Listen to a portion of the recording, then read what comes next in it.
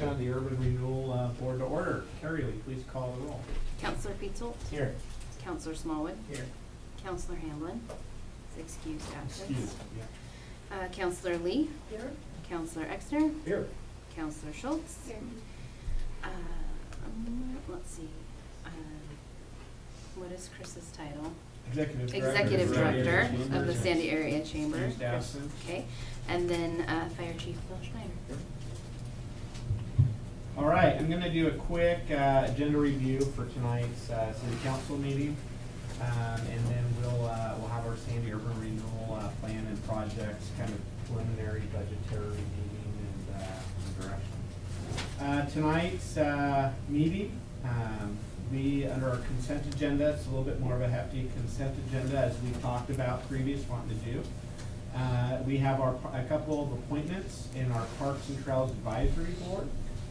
We had a couple of our councilors, Schultz, Smallwood, and Exner, is that correct? Me, and face a recommendation on that. And then our Budget Committee, we have some individuals from the community joining that. And basically, we're at a point where, statutorily, we have to have so many Budget Committee members.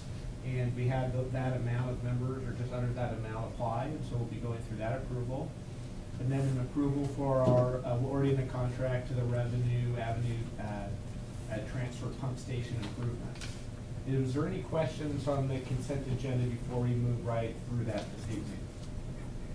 Okay. So then, as I mentioned earlier, I got my nice little script, so I don't screw up too badly on the quasi-judicial hearings. But we have one for a ordinance change modification for Ruthardt properties. Everybody read the staff report. Have any questions before going into a public hearing on that? Yeah. I just wondered if Kelly is here, if the neighbors were also noticed. Okay, thanks.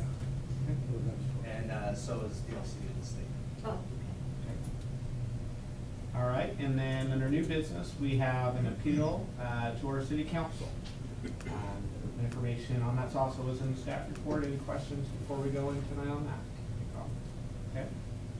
After that, we'll have a report from the city manager, committee and council reports. Hopefully everybody read their monthly reports from staff, and then we'll adjourn. Going into our Sandy Urban Renewal Plan and Projects, this work session kind of came up through our conversations that we had as a council at our goal planning retreat. Since the inception of the Urban Renewal District years ago, and then subsequent extension of that, those projects have gone into everything from our Sandy style and improvement to help out local business owners to make sure that it kind of the look and the brand of the community as you drive through it, and to help with that, a portion of the funds go towards the tenant improvement program, and part of the issues we'll be talking about in the upcoming budget is how hefty we want to make that budget to kind of help some of the older buildings through the core of our downtown. And then we've obviously used that budget to purchase the Sandy Community Campus, which is a major priority of ours. And really what this meeting is about, we've had some learning experiences, particularly with the pool, and what we can use these dollars for and what we can't. I'm sure I'll screw this up, but in a real broad sense, just to kind of give an explanation to newer members, is urban renewal dollars are dollars that once you create an urban renewal boundary district, we capture those dollars that would otherwise, it's not a tax increase, taxpayers are going to pay these monies for their property taxes no matter what. They would ordinarily go to the state for the governor and the legislature to spend. But instead, we're able to capture those dollars and they use it back here in our home community. A lot of times, because of compression issues, a lot of special districts, including councils, argue over these urban renewal dollars. One thing that's been nice here in our community is we've had a very good working relationship with our fire district, and I know that we're together. We have a new, brand new fire station as a result of some of those partnerships and some other things. As a council at our retreat, as we've looked at these dollars, we have had conversations about, through the last years, we've had several of these facade improvement programs, part of our Sandy style, that's been made by a facade and committee. of everyone from council representation to members of our community and our business community. And there's just been several projects. And so a lot of this is for us, since this is such a huge tool in our toolbox, to get an idea of what our budget parameters look like, what we can use these dollars for, and then where we as a council want to prioritize these dollars for the biggest, greatest impact into our community. And then finally, at our goal setting retreat, just to remind people, we did have a conversation about a kind of general worry that some of these dollars are kind of trickling to small projects in our community, which are great, but maybe there might be a general direction that we want to provide staff to do a pivot, to take some of these dollars to do more larger, more impactful projects that the community could feel and would have a bigger impact in this community, instead of kind of some smaller things that kind of trickle out there, but maybe as a cumulative you feel the impact of, but take more time and are more kind of sprinkled out as the years coming up. So with that, yeah, go ahead. Well, and just also tie in there the obligations that the urban renewal district has in place. I know we've had a great partnership with the fire districts, and we had that obligation of when you came in knocking for the money to redo the fire station, that it was there. We also have the police station, the library, community campus. They're all loans into that urban renewal bond. So knowing how much is needing to go towards that to get that paid off.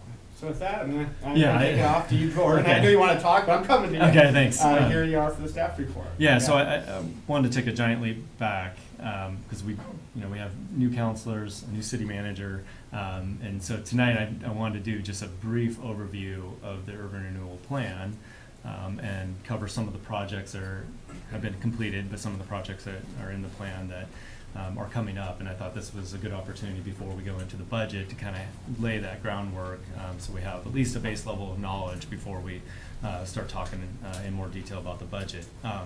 Being that I'm new, and we have some Councilor Pietzel and Exner that have experience obviously on council with prior urban renewal budgets. Fire Chief Schneider's been around to be able to talk about some of the history too, and so and staff as well can chime in to kind of fill in some gaps on history and any questions that come up throughout this. But first I want to talk a little bit about just overall the plan. It was adopted in 1998, established in 1998. So in the grand scheme of urban renewal plans in the state of Oregon, it's relatively newer. The plan's been updated 5 times, 5 different amendments, and the last amendment was actually just recently, in the last, I think 2 years ago. Usually the amendments increase the maximum indebtedness, which I'll talk about a little bit later, or add projects to the original plan. In general, urban renewal is there to cure blight, so the objectives here are all geared towards creating those conditions in the Sandy urban renewal area, so improving the vitality of Sandy's downtown core, make productive use of land in the area, create opportunities for new development, enhance public safety in the renewal area, and we did that through a new police station, and fire station. Provide new public amenities and open spaces in the renewal area, improvements to infrastructure, and goals and objectives of the comp plan, which it's a nice thread throughout that the comp plan and other city council goals are basically embedded as a key document for anything that we carry out in the urban renewal plan and activities. So here's the map of the district, and it's kind of hard to see, sorry about that, but it gives you the general sort of perspective, and I think that's important for the council or for the board to understand that what we're looking at is pretty much the entire commercial area of Sandy. All C1 and C2. All C1 and C2, downtown and beyond, up until about 362nd there. There's some properties beyond there that aren't in the district, but it's a large chunk of the city, and there's some great things that we've been able to do in those areas, but this at least gives you that blink of, oh yeah, that's a pretty good size, and it runs the course of the town. Some questions that come up about, Miney Park. It's not actually in the district. City Hall is, but those are those properties here. And other additions have been made is this large property here, 362nd extension, is now in the plan. So these large parcels that are ripe for development are in the urban renewal area. How about on the other side of the freeway? I believe this is just Fred Meyer, Okay, nothing beyond, nothing beyond. and there's industrial property there, industrial zones, yeah. So the plan is organized in terms of the kind of project categories or the activities. Public improvements, the preservation, rehabilitation, development, redevelopment activities, property acquisition, disposition, design plans, which kind of supports the other activities in the plan, and then plan administration, which is basically staff time and consultant costs, engineering, design work, things like that, that again go back into supporting the projects to carry out the plan. Public improvements are basically the largest category of projects that have been completed and the projects that are sort of listed generally in the plan, and frankly that's probably because we have the most control as an urban renewal agency board of doing those projects.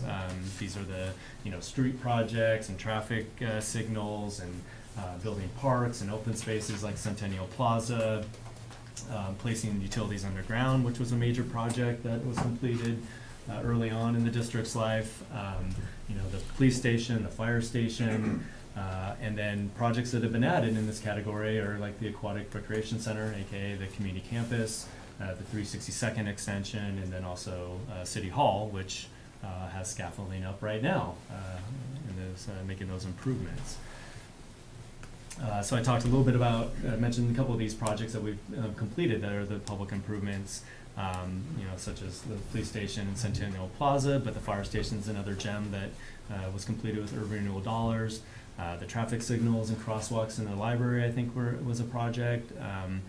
Many small improvements throughout the downtown, such as the downtown entrance triangles and signage and fountain as you come in, and the beautification, flower baskets and things like that, relocating utility poles and street lighting.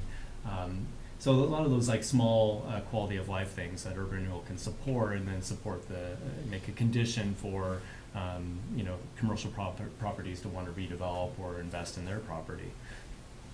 And then on the preservation, rehabilitation, development, and redevelopment category, this is basically where the city or the urban renewal agency plan has the authority to do things like the facade grants, loans, the tenant improvement program, and so this is that category. The facade improvement is award-winning program. We've talked a little bit about this at various times with the council. It was started in 2009. It's a model, I think, for the state now in basically putting money towards implementing a vision for our downtown. Early on, I think there was a design plan that was put together that created that sandy Cascadian style, and the board wisely saw that it was worth putting an incentive program behind that to help properties achieve that style, and it's been very, very, very successful. Over 30 buildings, I believe, 30 plus, closing on 40, have participated in this sandy style, and I love looking at the before and after pictures of what downtown and what sandy, the urban renewal area used to look like. The funds are used to improve facades to match sandy style. I think the matching grants are on a sliding scale that goes up to $41,000 at the top range of the maximum amount. And then anything above $50,000 for a project goes to a grant review board. And on that board, there's a member of the city council, planning commissioner, and then also a Sandy resident or business member at large that sits with the planning director and economic development director in reviewing the proposed grants. Over the years, the funding has been available, honestly, in the budget. And we still have funding available, and we'll talk a little bit more about that at the budget. But because we've been so successful in getting projects to come in and awarding projects, that they're starting to slow down. There's not that many major projects left in town, and we're still encouraging those where we know them, but definitely the budget for facade grants have gone down just because the amount of people seeking those grants has gone down. The other grant category that is new is the tenant improvement program, and the recent modification that this board made, I think last month, was increase the amount to $30,000 per project. This grant program just started a couple years ago, where matching grants can be 50% of the total project costs up to a maximum of $30,000. And the focus on this grant program is all those things that can make a restaurant successful that otherwise may be a barrier for someone to come in and make improvements to either the exterior or interior of the building to run their business. So plumbing fixtures, bathrooms, kitchen equipment, sprinkler suppression system or fire suppression systems is new. ADA requirements are all eligible expenses for this program, and we've had 2 successes so far, and there's plenty of opportunity for more, I believe, in town, but still waiting for more to come in. Property acquisition, development, or disposition is another category that you find often in these plans. The city or the board has purchased a couple different properties over the years. I think one was to add public parking, and then the most recent one for $3 million is the Cedar Ridge property, and that was purchased with the latest bond that was sold by the board in 2017. So I wanted to talk a little bit about the funding. This will help us as we go into the budget. We could talk a little bit more about how urban renewal districts are funded, of course, and then how we carry out those projects and fund those projects. But in the general sense, we have $67 million in the plan, providing the plan to issue debt to accomplish these projects. And that's our maximum debt that we can issue. So far, we have 41 million left through the life of this plan. That doesn't mean we can go out and sell bonds for $41 million tomorrow. Not at all. I think if we scraped every dollar together and terminated all other programs, we could probably go out and get another 10 million right now. I would advise against that, just because we still want to keep some money for the facade grants and for some of the other activities in the plan. But our last activity was issuing those 2017 bonds for the purchase of Cedar Ridge, for the fire district project to remodel their fire hall, and then also for the community campus. And it does say in the bond documents that bond was issued for the purchase of Cedar Ridge, and then also for the community campus improvements. So there's about $3 million remaining for the community campus from that $10 million bond. Yeah. 2 questions. Yep. So one is how the 67 million total, 41 million left. You said for the remainder of the urban renewal plan. What is that? What's that timeline? They're typically 30 years. If this was 1998, we extended. Yeah, that's what I was gonna, because we're at. It must be extended. I was gonna say it must be extended because the original plan was, I think, only like $15 million or something, very small, and it's been extended up to 67 now. So it goes out probably another 30 years from whenever that lasts. So I mean, just in the last couple of years, When- right? 2 years ago. It's 2015. It's 2015. Okay. And so that is like pretty much, I mean, so that's our total capacity for the next 30 years. Mm-hmm. Okay.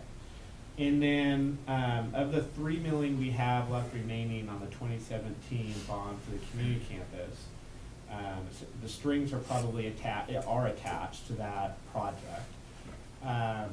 Do we have a timeline of implementing those funds, or do we have to return it, or what's the scope of that? It's a good question. I don't think so. I mean, we're spending the money in good faith currently, and the reason there's 3 million remaining is we did a bunch of design work and some small, improvements there at the aquatic center and things like that. So we have spent some of that money, but there, I think if a big decision was made, like selling the campus or something like that, then Sure. well, that money would be lost. But Okay, so three, okay. yeah. Yeah, I go think ahead. your question is, that 3 million is earmarked to the community campus. Yeah. It can't be used on another project within inside the urban renewal district, because when going after the bonds, it was stated in there that it was for the community campus. Is that Right. correct statement? Mhm. Okay. And then an odd question, you may not have the answer for me tonight, is, and I came across this as we were going through all the pool stuff a couple of weeks ago, is there was a moment, I don't know if anyone in this room was here, that's the problem, right? But there was, you might have been, there was a moment when we were obtaining that bond, that we had to get Clackamas County Commission approval in order to do it. Why is that? Why would we need to do that? Okay. There was a rule change. The state changed the law. And so before that, we didn't have to do that. We needed an urban renewal district. But the urban renewal districts have not been very popular around the state of Oregon because they haven't had the same plan we did. And I attribute that back to Scott Lazenby, who said, hey, we're gonna go out for this. And David would know, he was around back then.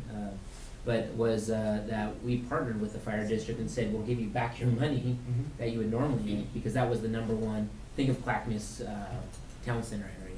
It's a big example that Linda would always bring up, right?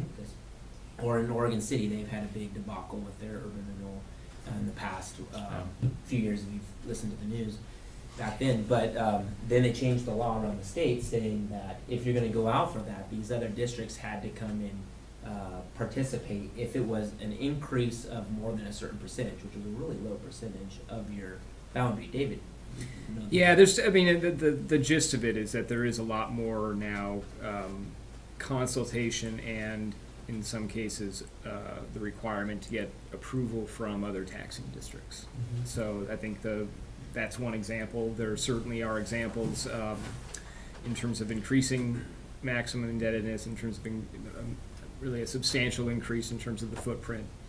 And there are some things that are being considered now at the legislature. Don't need to get down in the weeds on this because who knows where it's going to go.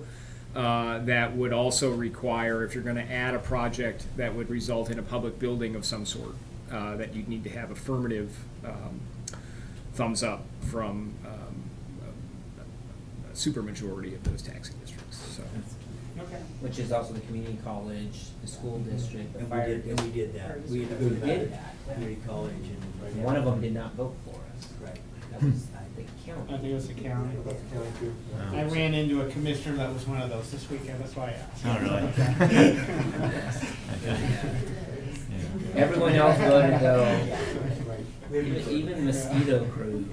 All right, sorry, Tori. Yeah, no problem. So, the plan is on May 6th, I think it's May 6th, it will be the presentation of the urban renewal budget and discussion and deliberations on that. But just to sort of whet the appetite, there's the 3 million remaining for the community campus, right? And the council's working on, developing that vision and plan for basically how to spend that 3 million plus other things, right? Public, vote on a district and whatever else we decide to move forward with there. But there's more money left in the urban renewal fund. There's about $2 million that will be in contingency, which is tax increment excess that could be used on other projects in the plan, and that's over and above what we're going to put in the budget for continuing things like the facade grant program, finishing City Hall. I think we have the money set aside for the community campus. So there will be choices and options for the board to think about in terms of where we want to invest that money in terms of projects that are in the plan. I wanted to talk just briefly on how all this is funded, right, and how the structure of the urban renewal district is set up, and how we pay for these projects. In terms of the maximum indebtedness and what does that mean? How do we pay for that? Urban renewal is designed for capital construction costs, really, right? Curing blight takes investing in the brick and mortar stuff in that area to change and redevelop property. And so the way we do that is we issue bonds and then use tax increment financing to pay off those bonds. So when a district is created, the assessed values in that district are frozen, and that's your frozen base. And then as the district assessed values grow in value, that becomes the increment. And if we have success in the district, that increment becomes larger and larger, more than the 3% that it normally would grow just under, Measure 50 limitations. And that when the district is closed after 30, 40 years, or however the life of the district is, the values in that district are going to be substantially more than what it would have been if we did nothing, if Sandy wasn't transformed. And so those overlapping tax districts will get a lot more money in the end, if they're patient, after the plan is realized and the redevelopment occurs. So the tax increment is what we use to pay off the debts that we're issuing to do the projects and activities in the plan. So that leads me, I mentioned the $2 million in excess that will be, that you'll see in the budget, and then some of the other projects that we're already planning to continue to fund. But there's a number of, I have to say, the urban renewal plan that Sandy has is nice in the fact that it's pretty general. It doesn't say you shall, do this one project at this block. There's a few of those, a fire station, and we did the police station, and City Hall and community campus, but a lot of it is general, right? Street projects, parks improvements, plazas, streetscape improvements, a lot of things that we have the flexibility to do that are consistent with the purpose of urban renewal, which I think is great for this community, because we need that flexibility, and we've been successful at utilizing that flexibility. So, let's say, and I'm just thinking about how this works within other divisions of our city government. So let's say the Arts Commission or the Parks Committee had a proposal for a project that we could potentially use urban renewal funds for. So then those organizations kind of organize a plan or proposal that they would bring or ask to bring in front of our urban renewal board to approve fund allocation for. In big pictures, that kind of. Yeah, I mean, we'll vet that as long as it meets, the plan and the activities and projects in the plan. Absolutely. Cool. And that again would be a decision by the board to allocate those funds. It has to be used inside the boundary of Right. urban renewal. Just make sure everyone's clear on that. You mentioned some other entities may have to give approval, that no voter approval is required once the cap is set, right? That's right. Yeah, but there is actions that this board can take, and there's some kind of policy questions too that go along with that. Is adding land, expanding the boundaries, or certain limitations on how big urban renewal districts can be, how much you can expand the boundaries, and then some questions too of what kind of land do you want in the district. Do you want just commercial properties, or WEMs if there's a residential property that is proposed to be developed, or someone proposes to change a zone when it's already in the district, it's commercial and it's going to residential. And there's the caution too of not having too large of a district, because we're in budget mode, and I can tell you that commercial properties bring in property tax dollars, and having a city that has an urban renewal agency that dominates the commercial property in town, it limits our dollars. The city forgoes about $400,000 a year in its general fund because of the urban renewal district. That's where you first know your police, your fire. I mean, that's where we. That's what funds it, exactly. That's Yeah, $400,000 a year, and a part of me is like, that's a lot of money. Yeah. And that's where having an engaged board and utilizing those dollars is important, because it is a fantastic asset, and we've done many great things with it, and I think we want to continue to do that because it's a tool that we're really lucky to have, and we don't want to lose that. But we shouldn't take it lightly, Right. take it for granted.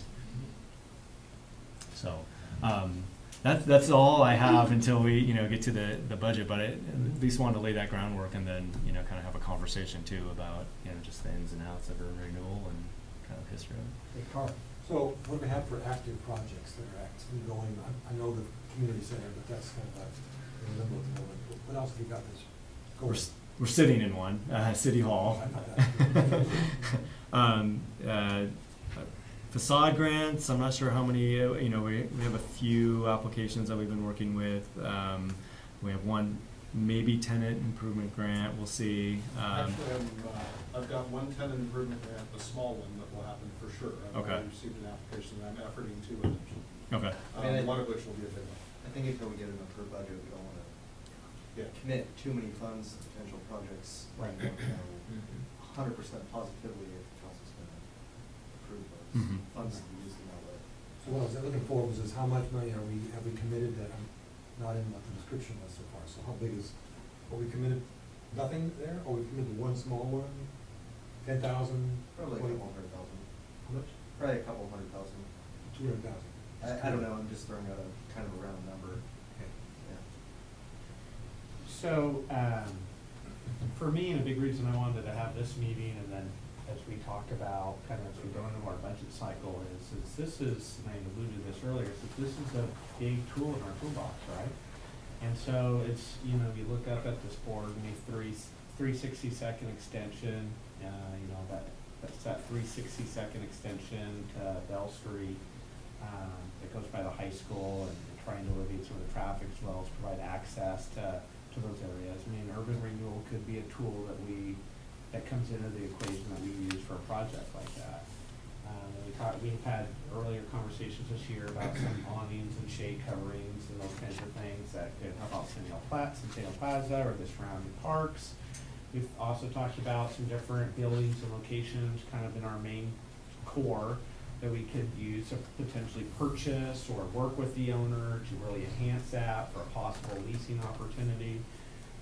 Had conversations with, and I think David mentioned, came back to me and said that he based it off of Beaverton, actually, that kind of improvement program, and those guys have really utilized that. I met kind of David's equivalent over in Beaverton, and they were telling me about how they use urban renewal dollars to go into an old mattress store and totally revitalize that building into a brewery restaurant in their main area, because they were told by a lot of the people working in the area that there wasn't anywhere to go for lunch and dining and drinking opportunities, and so they use it as a tool to try to maximize those opportunities downtown.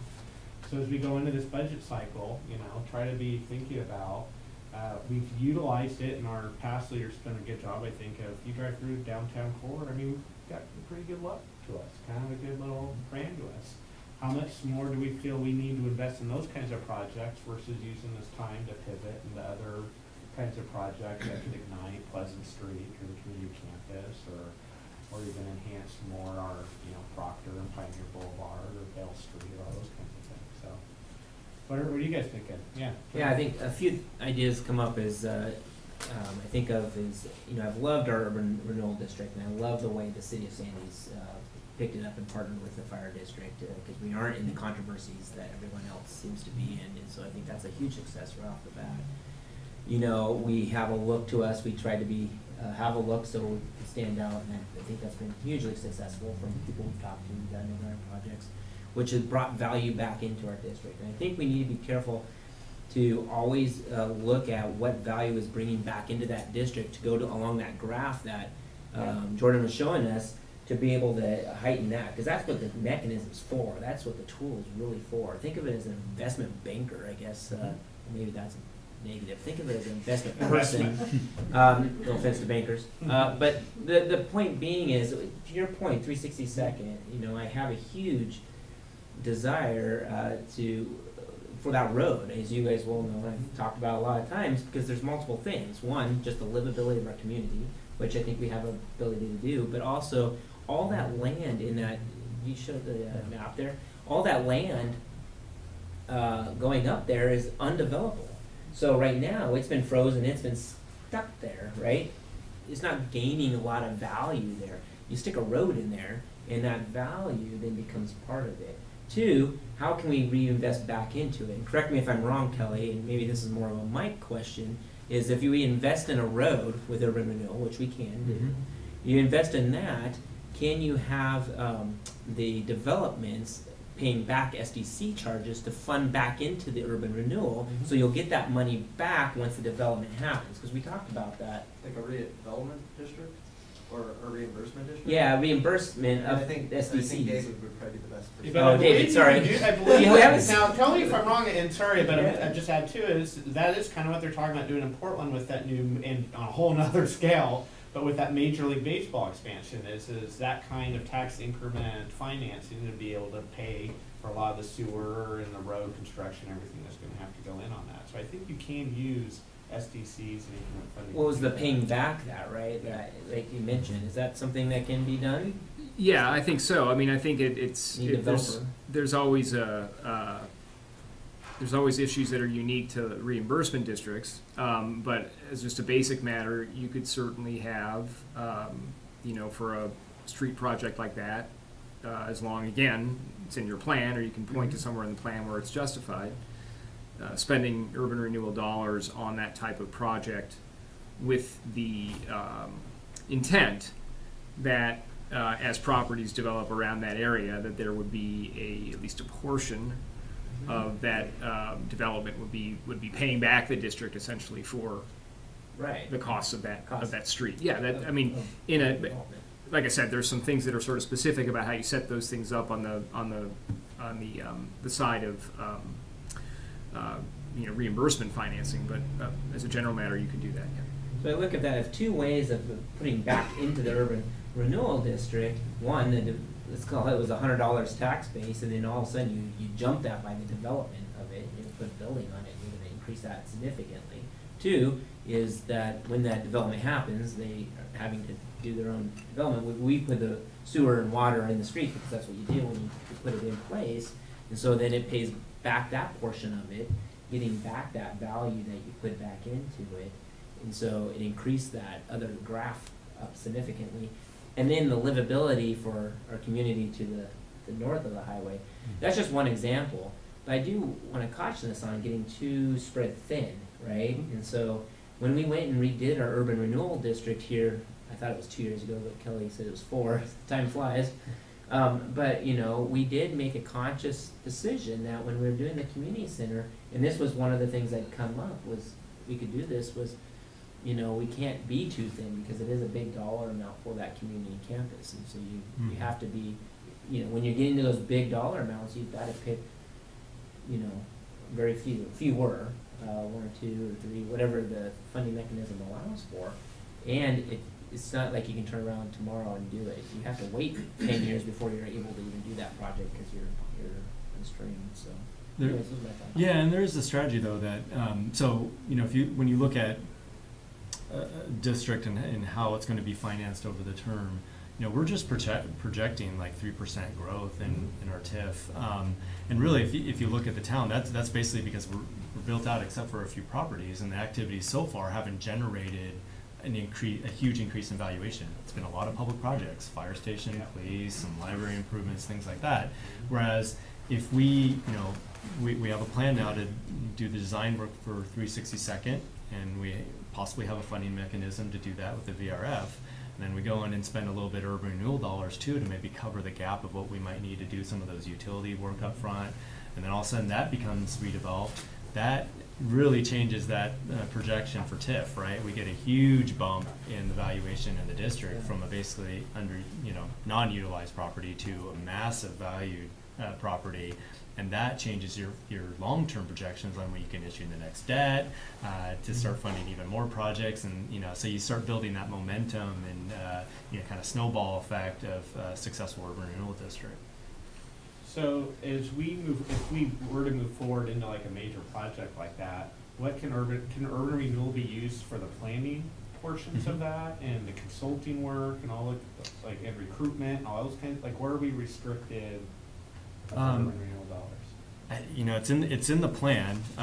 Yeah, there's a whole section on that. Well, it's not that long, but it does. You generally can, if you can tie the soft costs to a specific project, then urban renewal dollars can be used as part of that, as part of those soft costs. Yeah. One of the things, this comes up in different contexts about, there are, not only urban renewal dollars, but Jeremy mentioned SDCs a few minutes ago. Same sort of issue there. I'm just kind of drawing a parallel here in terms of, the limited ability to use SDC dollars on really what it's meant for, capital improvements. There is some authority for using those dollars for, the the work that would necessarily go into designing and getting those things going. So I think it's the same thing here with urban renewal dollars.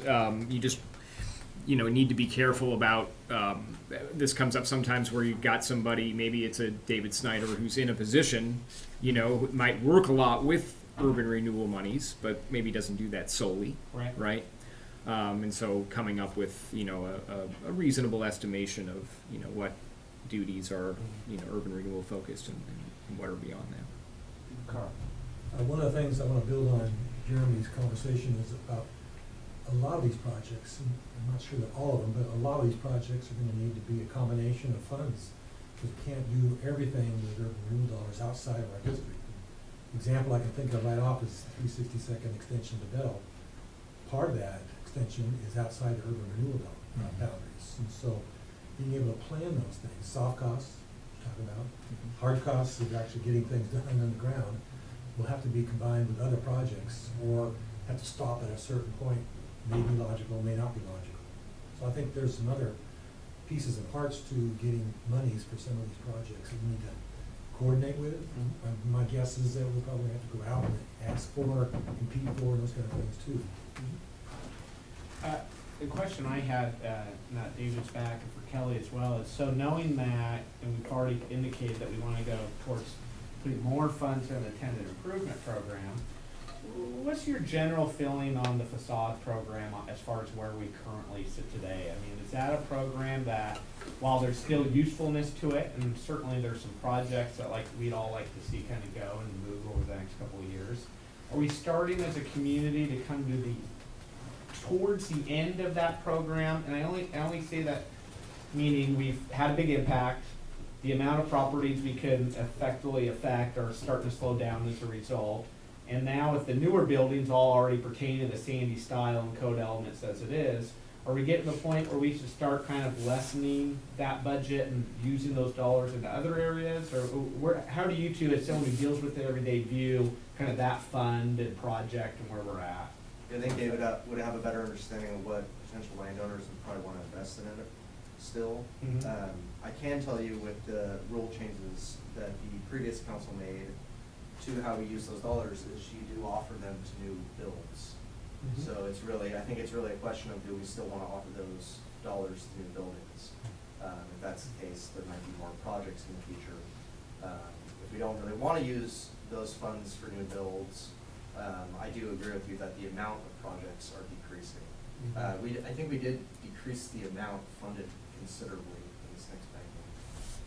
I mean, what do you feel about it? Yeah, and I'd second that. I'd say the opportunities for touching existing buildings are definitely going down. There's a few projects still out there. The schoolhouse building is one that I'm going to be working on this year. That's one we've been talking about for a while, which will be probably a full 41.5 or close to it. But full projects like that there's considerably fewer opportunities for those now. I mean, there's still a few opportunities around for smaller projects. Those are a little easier for the property owners to kind of get to chew on. Now, Kelly did mention the new builds. I mean, it did kind of make me think real quickly about a few of the vacant properties and stuff that we have through town. I mean, so I guess essentially we could, big picture, we could offset some of the costs, increased costs that you have to do as a result of the Sandy style and code stuff with that program. Is that what we're thinking there? I think the better way to use the funding would be to help them out with the streetscape improvements. And that's where we're starting to focus more money on, because the problem with a new build, I talked to Kathy from Clackamas Bank, and I talked to a few other property owners that are looking to build buildings out 1 million plus a pop. Most people don't want to get involved with a grant fund that then they're constrained with going through the public bidding process, only to be awarded $41,500. So my general feeling is that probably most people won't want to go through that process for a new building, but I don't know, there could be some people out there that do. On the flip side of that, I think these same people would love to use some of the funding to do the sidewalk improvements and maybe some civic space improvements and landscaping that they're required to do. So I do think there's a lot of opportunities. I just don't know if they'll be buildings. Can they currently use those dollars for those improvements, or is that an adjustment we would have to make as a board? But can they? Yeah, they right can, now, it can the, go for it. the urban renewal, Yeah. plan is flexible enough that we could use those. Correct. Yeah. What about tear downs? If you have a terrible building, you wanna get rid of it, put something else up. Is there anything in urban renewal that deals with tear downs? We've used it. Yeah. Yeah, we've used it in the past, and we plan to use it in the future Good. for that purpose. So there's been at least 2 or 3 past projects, and 1 or 2 more kind of coming up in the next couple of years. And I think that's a good idea to be able to use it, because those are so hard to get rid of sometimes, and it's just a blight. That's the definition of blight. And The one great thing is on facade projects or any other projects like the removals where we're using a combination of public and private funds. The great thing that typically wouldn't happen with public funding would be that there's no prevailing wage laws that apply. Up to a point. Up to a point, With the yeah. numbers that you're working with, it doesn't Correct. apply. But so they get the best rate market value, so it's overall it's a pretty good deal Right. without prevailing wage too. So the offer that we have been offering people in C1 district downtown has been, we'll reimburse them for up to 50% of a tear down. I like the program. I do believe that it's slowing down, like you've said. I've been in the program since before it was, created, and I think it's done what it's meant to do. And it's actually nice being on here, sitting here, having this conversation now, knowing that it did exactly what we wanted to do. And with new buildings coming, they have the new policies. I don't know if I want to see it like stricken from the report, but maybe our funding part, so that we could come back if there was an opportunity and still have it, and not have to go through the process of putting it back on the list. Does that make sense? Yeah. I think, but maybe focusing it in a different direction of priorities for the funding as well. I guess question, not that I'm going this direction, but technically, could it go towards sandy net infrastructure?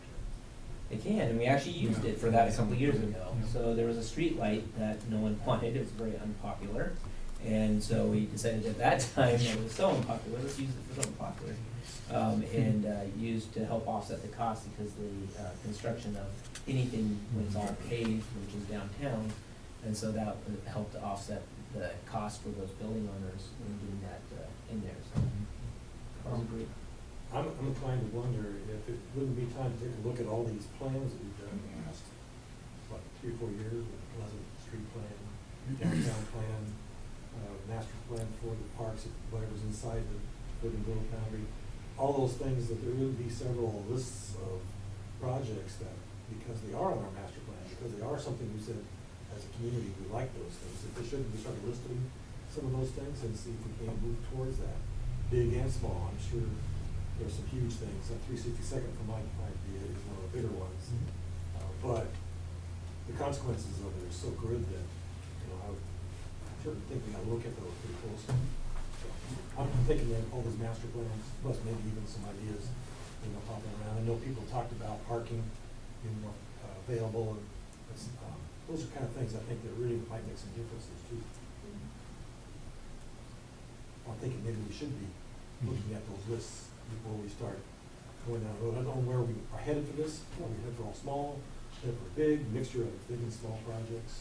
Well, what I always liked was so Lake Oswego, and their budgetary allocation, they had a list of all their projects, the current status of all those projects, and then the prioritization of the projects coming kind of down the road, and the cost allocation. So you could literally almost look at and say, let's move this down, let's move this up, where the projects all are.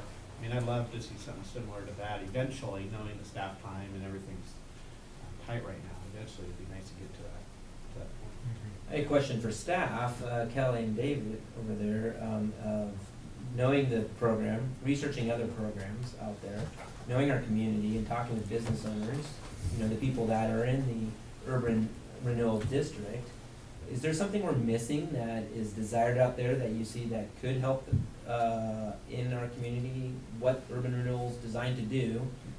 Have we missed something? I know we talked about parking and buying buildings in the past. Have you heard from anybody out there that would help with our urban renewal district? I mean, I worked in Klamath Falls and we had a lot of blight down there. And, one program that was successful right when I was leaving was the one Stan mentioned, and that was purchasing buildings, revitalizing them, you did it with assemble, and then you'd sell them at a loss, but then that building would be reinvigorated, and then the taxes would be higher than you guys were saying. Redmond did the same thing. So that was one program that they were starting to go down there that, I don't know if we've really done that here that much yet. It's in our code to do it though, right? We could, we just haven't found those opportunities and done it. We've done other things instead. I don't know, is there other ones you can kind of think No, of? actually, I'd second that. I think that would be probably the most effective thing to do, that we could do that we aren't doing currently, or that we haven't done in a while.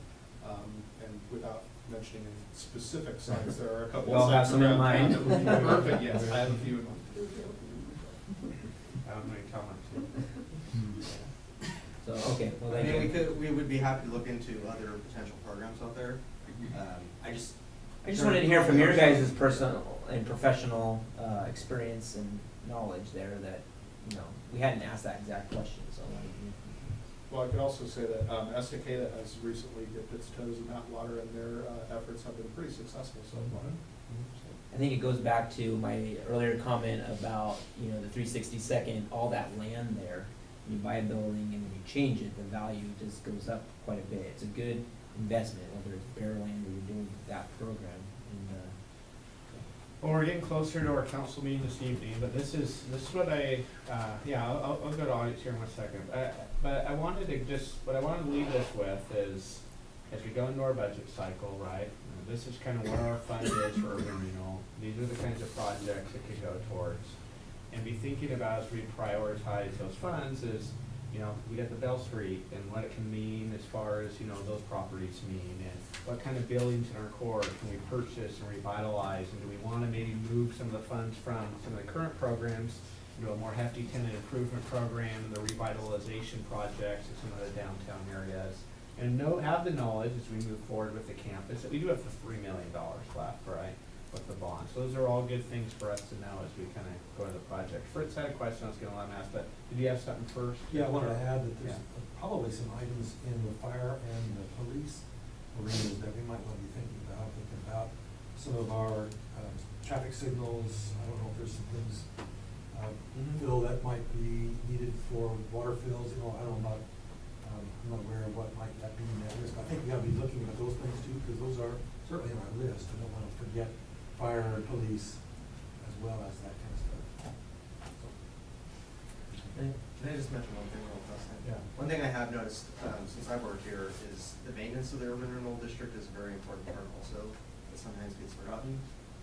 So we put in all this new great infrastructure, but then we have no maintenance.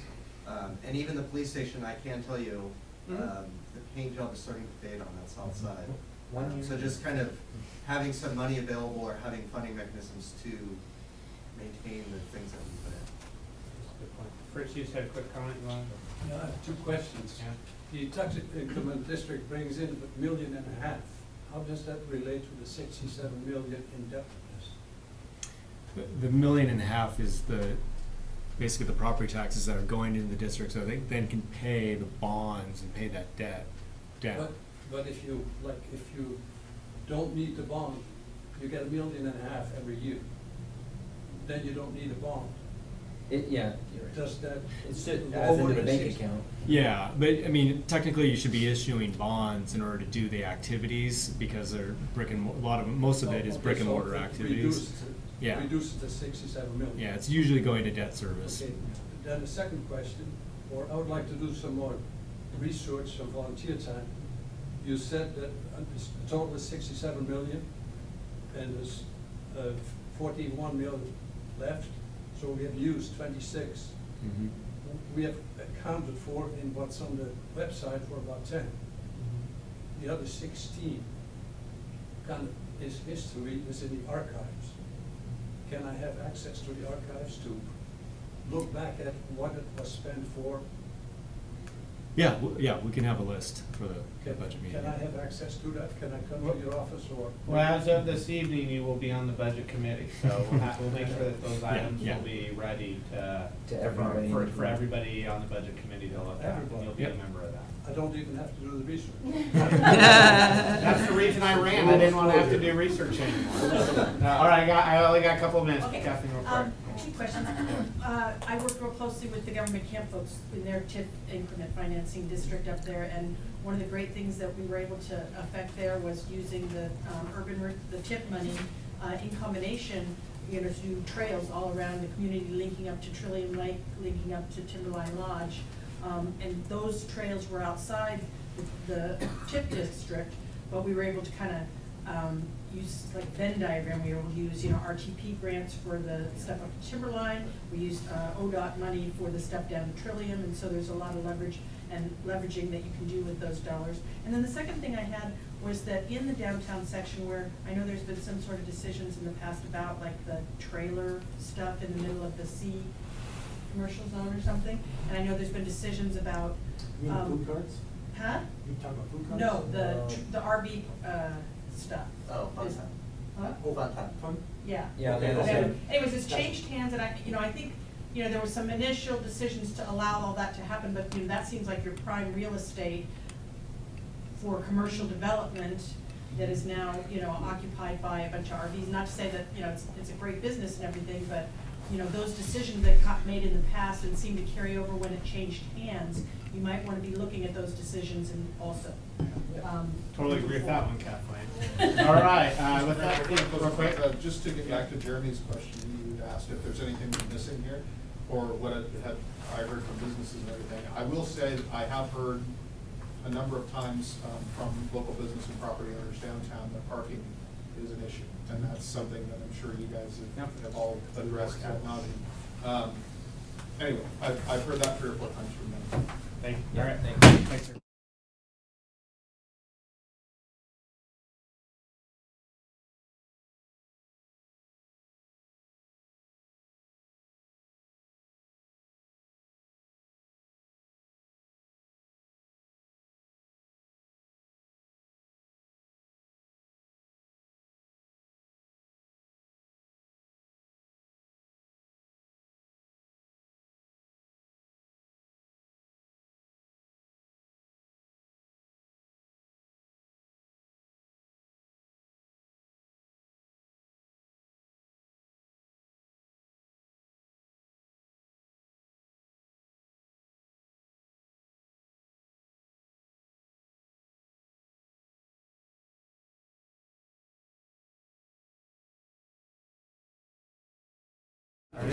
Just need to get logged in.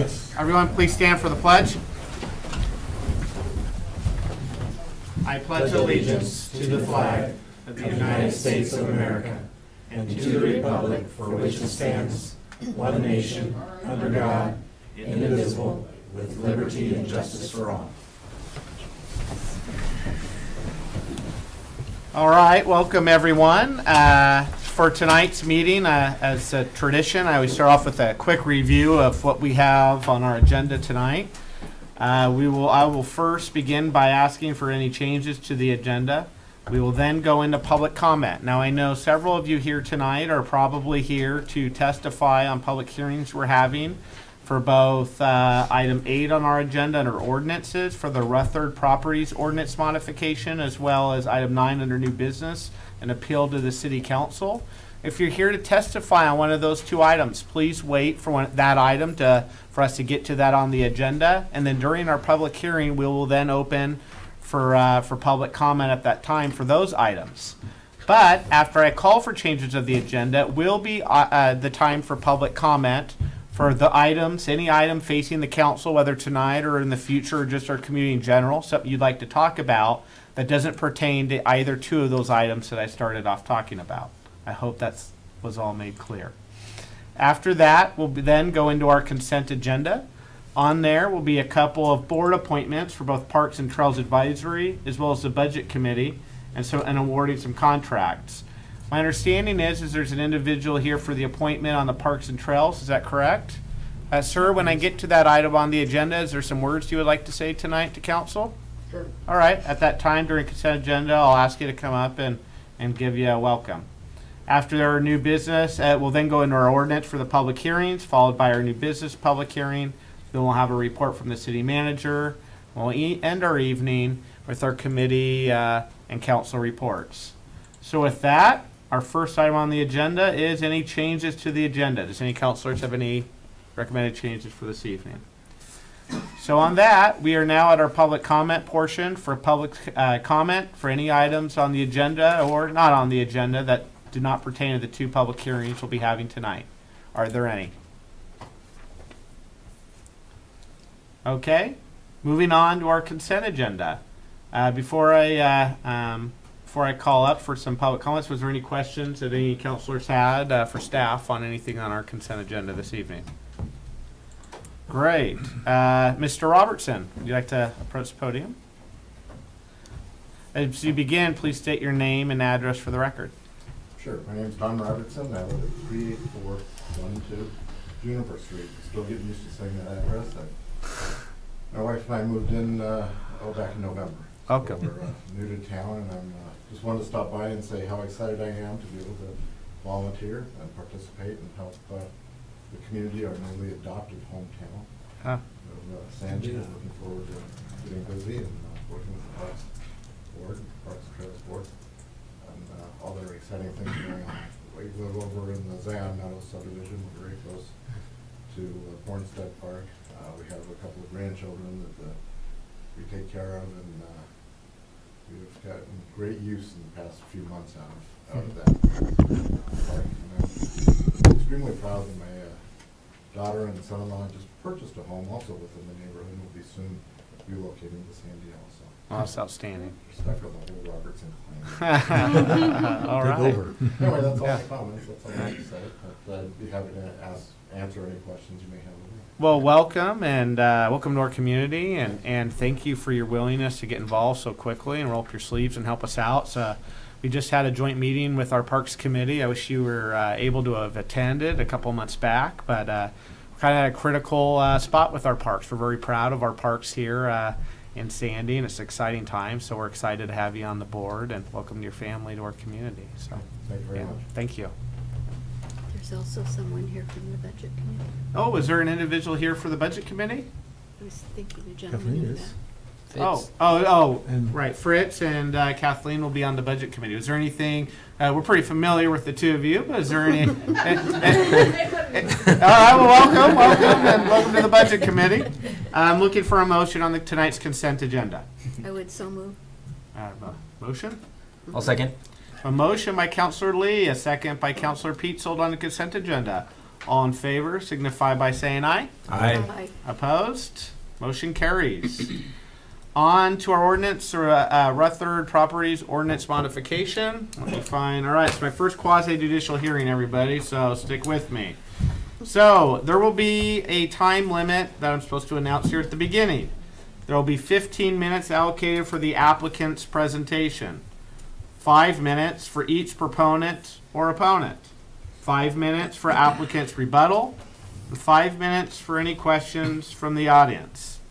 I right now will open this public hearing of application 19-004ZC Ruthardt Properties Ordinance Modification. I am going to call for any abstentions from the hearing body. Any conflicts of interest from the hearing body? Call for conflict of interest. Already did that. Poll of from the hearing body of any ex parte contact. Call for any challenges of individual members of this hearing body. So now I got to read the following statements. If you testify, you must raise all issues at this hearing. Your comment should state why the application should or should not be approved, or include your proposed modifications you believe are necessary for approval according to the standards. If you do not raise specific issues at the final evidentiary hearing or by close of the record, or fail to provide statements or evidence to allow the local government or its designee to respond to the issue, you will not be able to appeal the decision to the Land Use Board of Appeals based on that particular issue.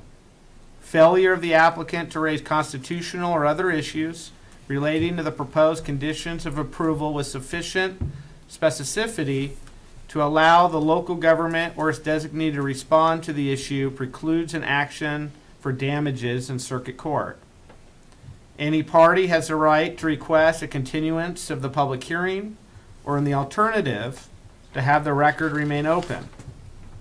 I'm now calling for the staff report. How was that, huh? Very well done, very well done. Thank you, sir. Read well. It's a mouthful, I know. Thank you, Mayor. Yeah. So back at, just to give a little refresher, up on the screen there, you'll see where this is located. The property is Lot 7 of Block 1 of Sandy Industrial Park. That was platted, I think, back in the 70s. This lot is a flag lot and has been vacant, I believe, for quite some time now. I don't even know if there was ever really much of a use on it. I think there might have been some small outbuildings at one point. It's north of Industrial Way, east of 362nd, and south of Highway 26. So just as a quick refresher, in 2015, council approved an ordinance that tied this lot and the lots to the west, which are owned by Michael Maiden. So it's like where the Maiden Foundry is located, Whippersnappers, Plaid Electric, Bunsen Brewer, King's Automotive, and there's a few other, CrossFit, I believe, is in there. So, and that ordinance at the time basically established that once those buildings, with all those businesses associated with them, once those buildings are upgraded to more closely resemble Sandy style, they won't ever fully resemble Sandy style, but they'll closely mirror kind of what the code intention is.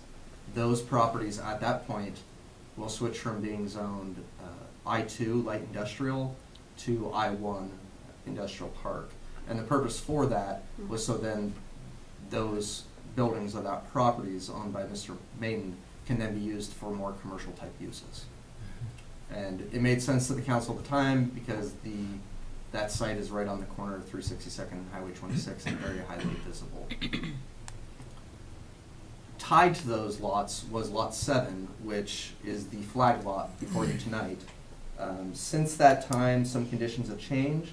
Mr. Maiden sold the property to Mr. Ruthardt here, who can come up to the podium in a few minutes if you'd like to. I told him that it would probably be a good idea to come tonight in case you have any questions. And his plans for Lot 7, the flag lot there before you, are a little bit different than what Mr. Maine's were. Mr. Maine's, I believe, were to have a building that could be used for commercial purposes in the future. Mr. Ruthart's are for his business, Bull Run Electric, and then also 2 other tenant spaces in the future. So his are more of an industrial type of use. And I think the main reason, I talked to him pretty extensively, the main reason he wants to see this ordinance adopted tonight is so that when Mr. Maiden to the west, when those buildings get upgraded to a Sandy style look and they go from I-2 to I-1, that his lot doesn't also follow suit. Because if that occurs, then he's going to have to build a building to Sandy style. And if this ordinance is passed tonight, then he will only have to build them to the I-2 industrial standards, which are a much cheaper, easier alternative than the Sandy style buildings. So take me through that, because this is a visible property onto our main roadway here as people enter, and as our community grows, as you look at the property across the street that we were just talking about our work session tonight, that then starts to really become the front door of our community. So what is the difference in the Sandy style code requirements between those 2 zoning? I know you said slightly, and you don't have to get too detailed on me, but big picture, what is the difference between those 2 style requirements? Yeah, so first of all, this property is protected by a tree retention area, and it's pretty heavily wooded along this property. You can't see it. You can see it a tiny bit, but it's not heavily visible. Now, the difference between the 2 building styles mainly, a Sandy style building has to have more of the stone, more of the heavy timber, more different composite wood materials or composites as far as their siding. An I-2 building can have entirely metal. Doesn't really have to have as much stone. The heavy timbers isn't an element. It can be more of like a box with very little articulation compared to the Sandy style with a lot of articulation. Sandy style has higher roof pitches, whereas in the I-2 it's a lower pitched roof. So Just a lot of mechanisms and a lot of things that cost a lot more once you go to the sandy style that would not be applicable in the I2 zone. Now, I heard a rumor that I can't see it, so is there a big slope there or something? Is that? The trees. The trees really Okay. hide it, yeah. It is down too. Yeah, it is. It's below the grade of the highway. Yeah. Okay. Having spent 2 years living there occupationally, Oh, that's right, you yeah. really can't see that rock very well, yeah. I mean, it will be a little visible. I mean, especially in the winter when some of the trees don't have leaves. But as Councilor Smallwood said, it is not highly visible by any means. I'm going to go to Councilor Lee and then Councilor Exner. Yes, who has control over the trees that would require that they be maintained if that's the case? If it blocks some of the view from the highway? Yeah, so it's a tree preservation easement. We actually just went through a pre-app with the applicant tonight who owns this lot. And he's looking at building, I think, a 12,000 square foot building. Mhm. And as part of that, he'll have to maintain that preservation area and also have an arborist evaluation to make sure where he's putting his footings or any of the dig out are not impacting most of the structural roots of those trees. Thank So you. we're being very careful, and not only that the trees are not going to be removed, but when they're doing their dig out and their foundations, to have an arborist on site to evaluate for tree roots and stuff like that, and so that they can be properly cut or mitigated. Councilor Exner. Couple questions. Trees tend to come down over years, break down, snow down. Somebody hits it with a car, such. I'm assuming that those will be replaced as in kind as soon as that were to happen, relatively soon. It's a going to good be question. maintained there. My question is it will, our confirmation is that always will be maintained as a tree. So, It will always be, so on the plat, there's a tree preservation tract, or tree preservation area of like 30 feet wide. So to get rid of that, you'd have to get a plat re-recorded, and I would have to sign off on that. So that the preservation easement will always maintain. Now, whether individual trees will fall down and stuff, and what will trigger us to make those be replaced, I don't know the answer to that. but you'll always have a tree zone there of some Correct. kind. Yeah, a You tree may preservation change area. species, you may replace trees. Right. Okay. The other question I had is the part of that building that faces 26, Highway 26, it doesn't have to be bright silver, obnoxious yellow, or silver, or whatever color that faces the highway. In case we do get trees down, it can be painted earth tones and that sort of thing, pretty much keeping it from being seen even if there were some opening in trees, correct? I mean, that's pretty simple to do. Or- Yes, actually, I think David would be the best to answer this, because I think we're kind of potentially getting to the point of talking about another upcoming land use application. I think it's just a general question about the code at this Yeah, point. it's just what's in the code or might be required. I guess I'm hoping that we wouldn't get a silver building that faces Highway 26 and then some trees come down and we end So up the, with a. the only thing it says on that zone is that it can't be highly reflective or day glow colors. So unless the applicant is agreeable in that land use application for the building, to say that, yes, it would have to be an earth tone color. I don't know, what is your? Yeah, well, I think maybe the best way to answer it is that in the I2 there is more flexibility in terms of as opposed to Sandy style having a pretty prescriptive palette, this basket of colors that you can use and pretty much nothing else. If I'm correct, the I2 would allow for more color variation across buildings. It would allow for other colors like grays and blacks also, Yeah. that wouldn't be allowed Yeah. in the same style. But thinking about something that's not highly reflective. But it wouldn't be. You still couldn't have a When you drive by, highly you can see even through the trees, that sort of thing. You could be any kind of gray, any kind of green, any kind of black, or something that, maybe not black, but something that would be less observant. Yeah, I think it would be easy to do that, especially It's pretty with talking to inexpensive, the too. applicant, he seems pretty on board with trying to meet the code and trying to meet the intent of the code. Councilor Peetzel.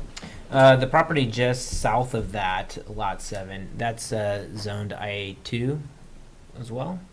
The one just to the west of the flag pole. Not west. Talking where Plaid is, or what? From the property there, just south. You drive in the driveway, it's on your left. Got the Oh, district yeah. office on your right. Oh, yeah. That's zoned I2. Correct. In the district office area where the where Lori was hanging out for a couple of years, on the right hand side, that's zoned I2 as well. And to the south of Industrial Way as well. Is all, yes, Yeah. yes. It's actually everything south of the highway, east of 362nd, all the way to where Industrial Way comes out to the intersection. That's all I-2 currently. No, I love Google Maps. That's what I was doing here. So I got a street view of it right now. This looks like there's a billboard or something in there. There is. I don't know if Who it's- who owns that billboard? Whose property is that on?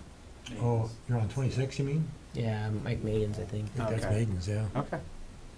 Yeah, I think if the applicant comes up to testify too, I think that would be some questions like that, because I think he has a better understanding of what he owns now and what probably Mr. Main knows. Okay. Oh, okay. Any other questions before we go to testimony? Okay. Anything further from staff before we go to testimony? Okay. I gotta find my place now here. All right, I'm calling for the proponent testimony. Please, reminder of anyone who'd like to talk on behalf of this. Reminder, stand at the podium, state your name and mailing address for the record. Welcome. Thank you. Yes. My name is Kyle Ruthardt. My address is 16659 South Holcomb Boulevard in Morgan City. And so when I purchased this property, I mean, it's currently zoned I-2. Mm-hmm. And when I purchased it, there was no record known to me that it was even tied to this change that was coming. You know, it wasn't until after purchasing the property that I found this information out. So from the beginning, my intentions were to build a building that made sense for my business, as well as the demand for others as well, for an I-2 industrial type building. As Kelly was stating, yeah, the building just south of me is I-2. It's a metal web steel type building, and my understanding too, the property just to the east of it is also zoned I-2. As far as the tree preservation area, there are some trees that I know of that we'll need to remove in order to get the foundation in, but we have no problem with replanting or doing whatever we got to do to bring that area the way it needs to be. Mm-hmm. But there are a couple of trees that are, because of the hillside and the way it's cut, there are some trees that need to be removed.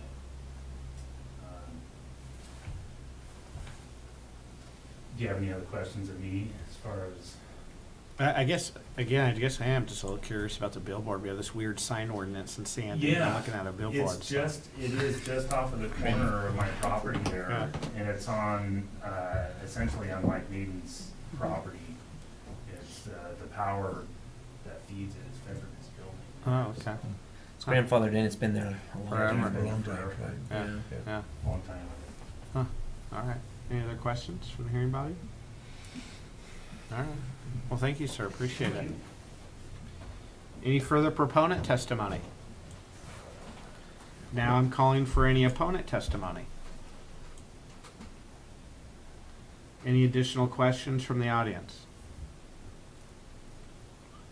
All right. Calling for the staff recap and recommendation. Yeah, staff recommends that City Council adopt ordinance number 2019-02 to modify ordinance number 2015-03. And just so everybody knows, the new ordinance was reviewed by our city attorney as well. Right. Well, you didn't have anything to rebut, but would you like to give a rebuttal testimony? All right, short and sweet. All right. I'm going to call for a motion to close our public hearing. I make a motion that we close our public hearing. Second. I have a motion and a second to close our hearing. All those in favor signify by saying aye. Aye. Opposed? We're now to the point for discussion by our hearing body. Discussion. Councilor Pietzel. You know, I am really okay with this. Mhm. You know, it made sense that Mike Maiden came in, and because of where he's located, right on the corner of 362nd. Plus, he doesn't have all the trees there and everything. And so when we went through the process of changing some of the types of businesses that could be in an I-1 and C2, and they blur a lot of lines, right? And we saw a lot of that happening already, where all this I-1 was becoming commercial and uses because, you know, around Fred Meyer's and the other areas around there. those type of uses is what our community was wanting, and that's what the people found that they could make a business out of. It made sense to do that. This piece of property sits a little farther back and hidden. One of the fears about doing that whole process was the loss of I-2, right? Those are real family wage jobs that, you know, are needed as well in our community, and our community had that in its background, and so I think this is a perfect example of you know, making it right back to the way it was before, and what the purpose of all the land around it, you know, except for what could happen to the land to the west, which is different. It's very highly visible. So that's a long way of saying I'm in support of this, but those are the reasons behind it. So. Yeah. Any further, Councilor Exner? I'm also very supportive of this. I recall some of this way back when we were in planning commission together and playing around with that about Maiden wanting to have something more commercial. So I'm also very supportive of this as an industrial piece of property because it is back away from that corner. The only concern I have is I do know that living things like trees have a tendency to come down, go back up, grow for a while. It takes time to recover. In that, I know there's a number of fairly bright roofs and possibilities of bright, seeable kinds of exterior walls seen from Highway 26, and that if there's a way we can assure ourselves that those things would be earth tone type things. I specifically do not want to say a type of color because there could be a lot of stuff there. But I just was hoping that we don't end up with something, we do get I don't know, you name your disaster, that we have some opening up there that would take a while for us to get the trees to go back up again, that we'd have something that wouldn't be obviously a bright industrial building right there on our introduction to Sandy. So that would be the only thing I would be a constraint. Other than that, I think this is a good thing. Councilor Lee? Yes, I'm also in support of it. I come from an industry where we camouflage powerhouses by painting one side brown or doing what we need to do, and I think it could be attractively finished off to meet that kind of standard. I'm there. I'm with everybody here. So I will call for the first reading of the title. The title only. Want me to do it? Okay. Ordinance number 2019-02, an ordinance amending ordinance 2015-03 by leaving one lot as currently zoned. Call for a motion to approve. Make a motion to approve the first reading. Second. We have a motion by Councilor Peatsold. You're too slow, Councilor Exner. I- A second by Councilor Smallwood to accept the title's first reading. All those in favor signify by saying aye. Aye. Opposed? First reading carries. I'm going to call for the second reading by title only. Ordinance number 2019-2, an ordinance amending ordinance 2015-3 by leaving one lot as currently zoned. Who's making the motion? I'll move that we accept the second reading. Second. Got a motion by Councilor Exner, a second by Councilor Lee. All those in favor signify by saying aye. Aye. Opposed? Carries. We're not competitive. Moving on to new business and appeal to City Council. Hey, thank you. Thanks, by the way. Thank you. Yep. Thank you for your business. in our And thank you for community. developing the land that hasn't been developed. Appreciate that, yeah. Yeah, that's Successful, right. yes. Thanks. Thank you. All right, I get to start this over again. So time limits, 15 minutes for the applicant's presentation, 5 minutes for each proponent or opponent, 5 minutes for applicant's rebuttal, 5 minutes for questions from the audience. I will now open this public hearing for the appeal to the City Council, and I'll call for any abstentions from the hearing body. Call for any conflict of interest from the hearing body. And now take a poll from our hearing body for any ex parte contact. Call for challenges to any individual members. All right, so if you testify, you must raise all issues at this hearing. Your comment should state why the application should or should not be approved or include your proposed modifications you believe are necessary for approval according to the standards. If you do not raise specific issues at the final evidentiary hearing or by the close of close of the record, or fail to provide statements or evidence to allow local government or its designee to respond to the issue, you will not be able to appeal the decision to the Land Use Board of Appeals based on that particular issue.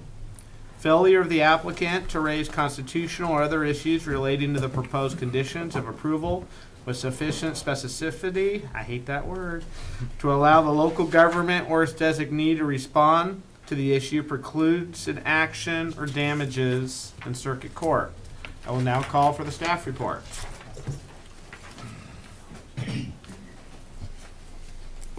Yeah, so we'll start out. One thing before James gets into the staff report itself and the real reason you're here tonight. A procedural issue. You'll note in the staff report there's a recommendation about how the council holds the hearing. What it really has to do with is what information, what testimony the council will receive tonight. The reason we're asking you this is the way your code is written, and it's something that will eventually get changed because I think it's well deserving of a change. But the way your code is currently written is that it assumes when an appeal comes before the city council that it will be what we call on the record, which means, in effect, that when people come forward to testify, when they submit testimony to you in written form, they submit something they want you to see, we as staff have to look and say, was that something that you submitted to the Planning Commission? And if you didn't, then you have to show us a good reason why you didn't. There's really no excellent reason, good reason, that's probably putting it too charitably, why a local government like you should be doing these on-the-record appeals. It frankly is just a burden for having to make sure that people can find themselves to the record before the Planning Commission. In my experience, when people are sitting in your shoes on an appeal like this, you want to just let people talk and let people bring forth issues as they might want to, and not sort of get really heavily into, what maybe someone call technicalities about whether something was in the record or not in the record. Having a de novo basically means you're just having a hearing where anybody can introduce anything that's relevant to tonight's appeal. Doesn't mean you ignore the Planning Commission's decision. You take that into consideration just as you would anything else. What it really has to do with tonight is just what maybe the appellant or any members of the public, to the extent anybody wants to talk about this, what they can speak about. And they don't have to confine themselves simply to the things that were stated on the record or presented before the Planning Commission. So that, in a nutshell, is why we're recommending that you have the appeal de novo, meaning you can take anything in, consider any information that's relevant, and we don't have to be dealing with technicalities. So with that explanation, if you have questions of me, I'm happy to answer them, but I would recommend the first thing you do is just have a motion to consider the appeal de novo, if you have no questions. Councilor Lee. I would move for a de novo hearing. And I'll second. A motion by Councilor Lee, a second by Councilor Exner that we have a de novo hearing. All those in favor signify by saying aye. Aye. Opposed? Motion carries. Thank you. All right, thank you. Prior to starting the presentation, I did want to submit for the record, we just passed around four individual letters, comments from the public that didn't make it into the actual packet ahead of time. So submitting that for the record and for your review. So this is appeal file number 19-007. So the applicant is appealing the decision previously made by Planning Commission. A little bit about the hearing. It was originally held on January 28th, 2019. At that hearing, there was a vote that resulted in a 2-2 vote to approve the requested variance. Since the motion did not get a majority, it was not granted, so it did not pass. We did send out notifications before the Planning Commission meeting. We did receive one letter in support, 4 in opposition. Again, before city council, we sent out notifications and we received 2 in support, 3 in opposition. I'd like to point out that the 3 in opposition also had commented, were one of the 4 from the first. So the 3 who commented the second time had also commented the first time. A little bit about the case. So the property is identified with the red square around it, or rather rectangle. It's within the Nicholas Glen neighborhood, just 2 doors south of On Rachel, south of Solso intersection. Perfect. Something unique about the Nicholas Glen neighborhood is when it was platted, it did receive 5-foot utility easements on all property lines. So that is the front, rear, and sides as well. The 2 requests that the applicant originally made to Planning Commission are 2 special variance requests. Variance A is a request to have a 2-foot side setback when the code requires a 5-foot side setback. And variance B is a request to have a 3-foot, 5-inch rear setback when the code requires a 15-foot setback. The property is in medium density residential, or R2. These are the development standards for that zone district. You can see that it does have the 15-foot rear setback as well as the 5-foot side interior setback. Additionally, this is for an RV storage carport, which we would determine as a detached accessory structure. So this is the standards as far as setbacks are concerned with the detached accessory structure. It will be a total of 392 square feet, so it exceeds the 200 square foot, as well as it's going to be a little bit taller than 12 feet. Therefore, it does require a 5-foot side and a 15-foot rear, which is the same as the zone district that's within.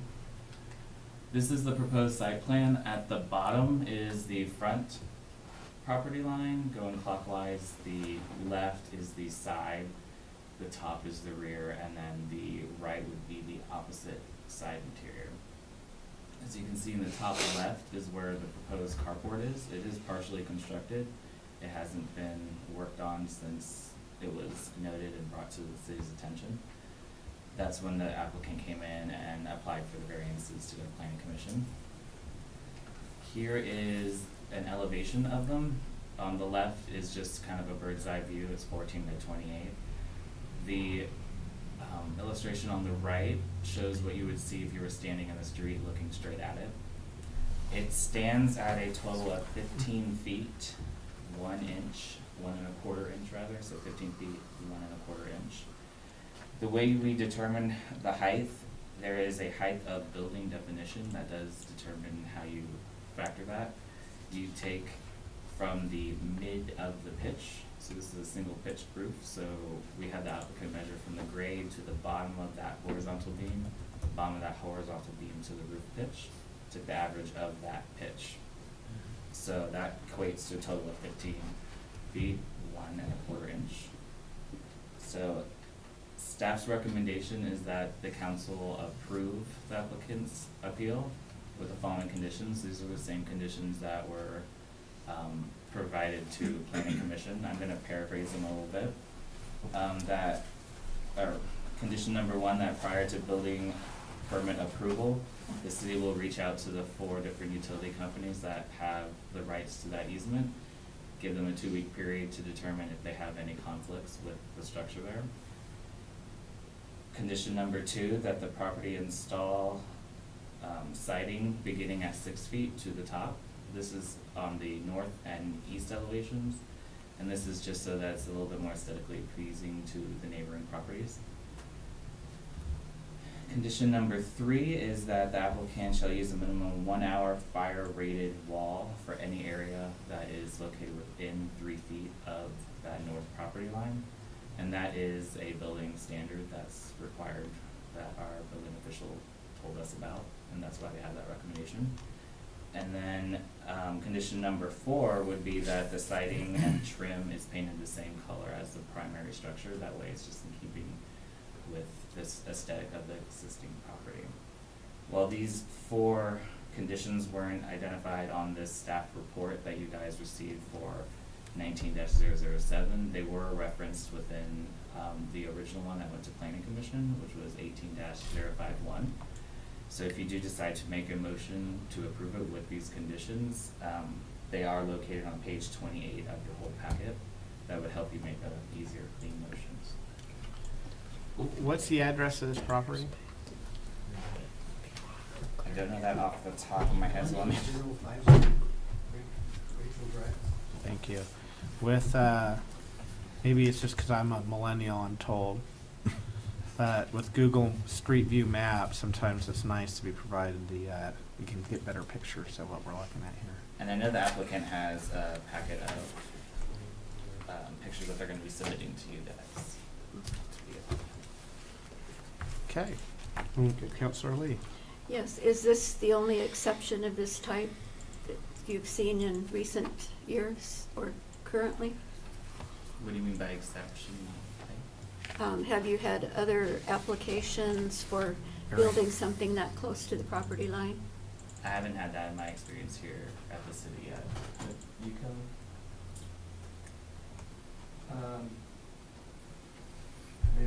We typically,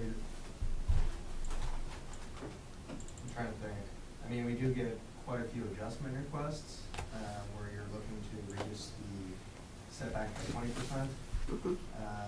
Probably not as many to this extent, but I wouldn't say it's outside. It's not outside the realm of what's occurred over the last 10 years in Sandy. I'd also add there's a lot of times that structures are built this close or closer that are not taught or that do not go through the enforcement procedure, so there's just kind of an existing non-conformity without a variance. I was going to say, as someone who was just on a campaign trail going door to door, we may not have accepted variances, but I've seen some, so, yeah. And they're quite, Councilor Exner. What's the rationale for the 3 feet 5 inches and the, I'm trying to pick up the other piece, the distances from the back and the front? Is that because of the size of the RV it's going to go in there, or is it, what's the rationale for leaving these much smaller distances? Well, he had already partially constructed. Apparently there was a previous one there. It wasn't quite as tall. I think that's what caught the eye of the neighbors.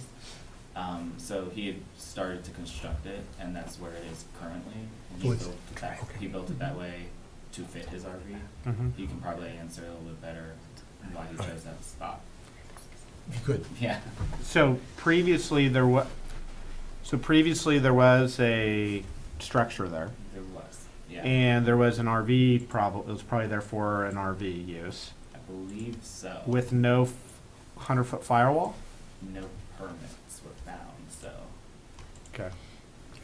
But when I've purchased properties, I've assumed things have been permitted as well, so it's common misunderstanding. So with that to legal, how does that work, right? So I may purchase a new home. I'm excited because I have an RV, and they have an RV port. And so I now come in to put my RV in there. Let's say it's fine. I don't want to reconstruct it like this situation. But am I now subject to any of the old permits and everything that was previously taken out or not taken out, or is that now kind of non-conforming, pre-existing? Yeah, you only get a non-conforming. You only get entitled to a non-conforming use or structure if the use or structure was legal in the first place. Okay. So it really does get back to whatever the use or structure is, sort of determining, well, was there a permit requirement? And that sometimes turns on, well, when was it built? Because, as we all know, these laws change.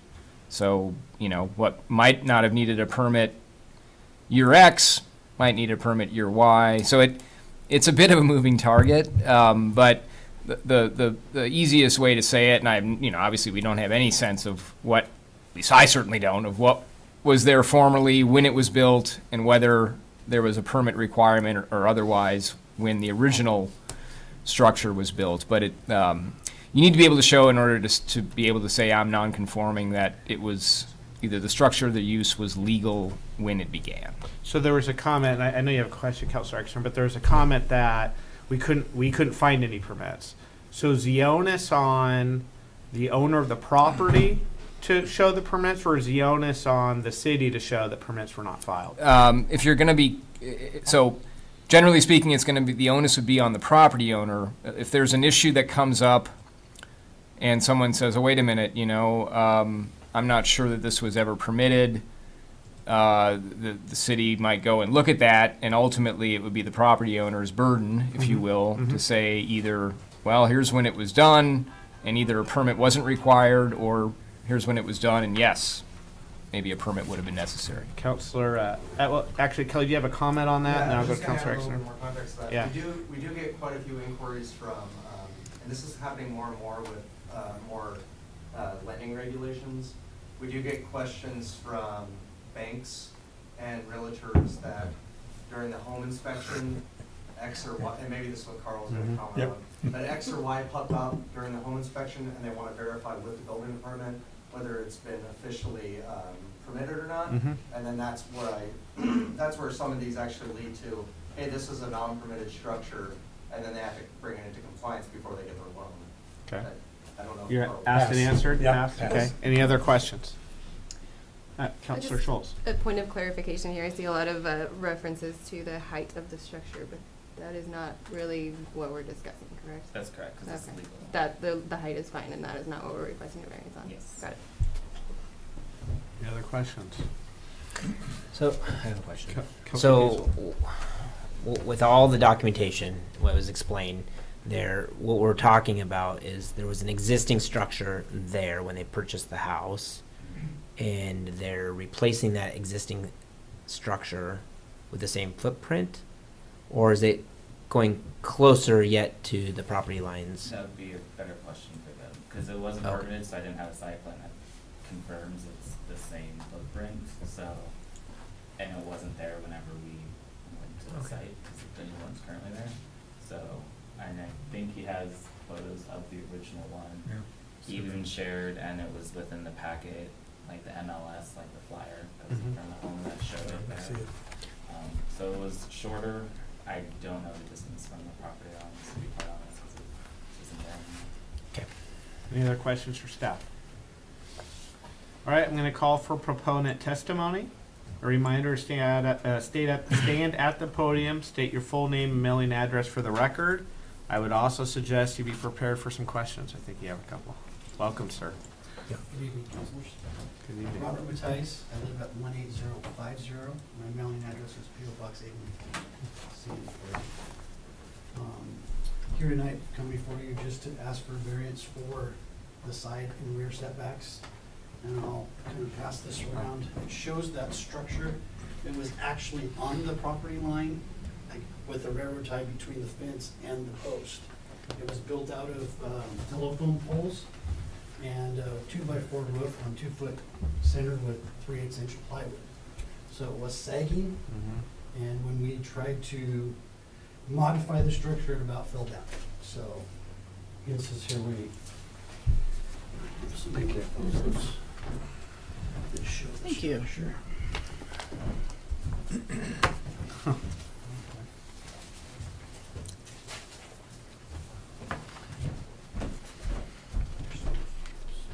This is kind of like a packet, so they're all the same? Yeah. Let's pass them around, okay. Well, there, that's it. So, Sure. I got one more. That's the side Wow. view. Yes. Wow. Thank you. Pretty handy individual you purchased a home from.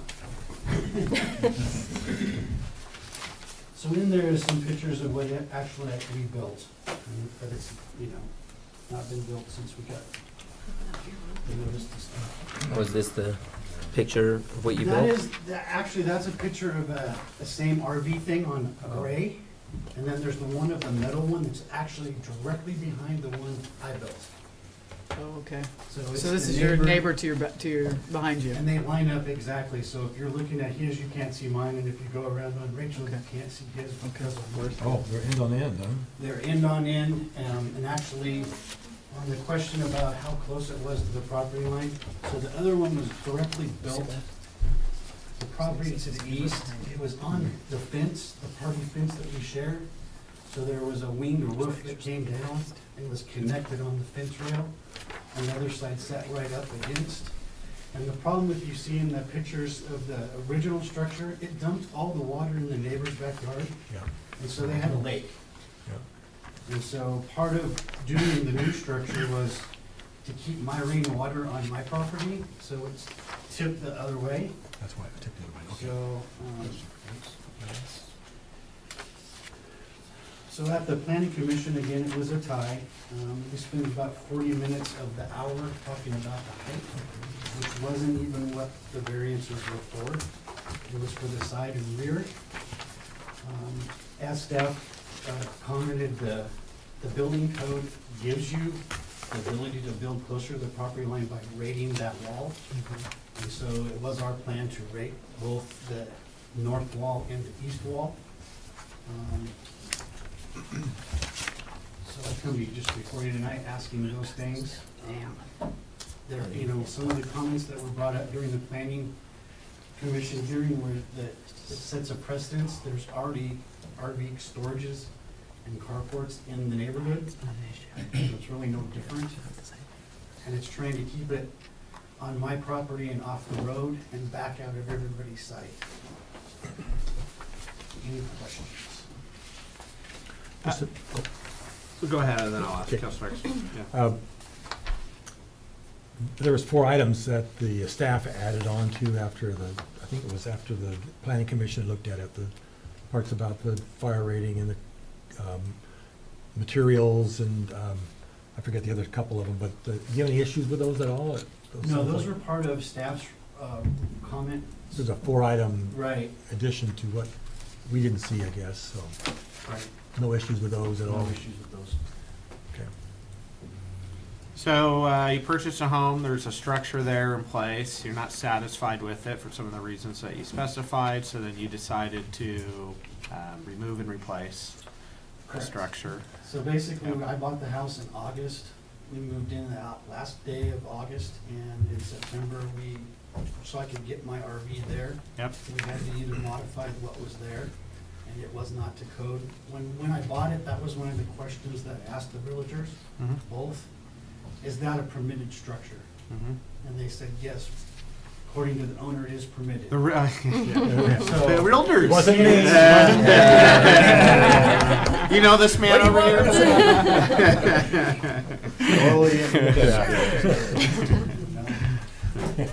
All right, and so you start to rebuild, then a complaint comes forward, you hear from the city, and that brings us We here. were actually gonna try to modify that structure and use the post, but they were only about 12 inches in the ground, so when we had to redo the roof, they about fell over. So we was just like, well, At the risk of, and the hope not to get into a conversation on height, I mean, why are you so tall, I guess? You just, the structure you purchased was kind of a taller purchase, or your RV, or what's the deal? So there is some pictures in there.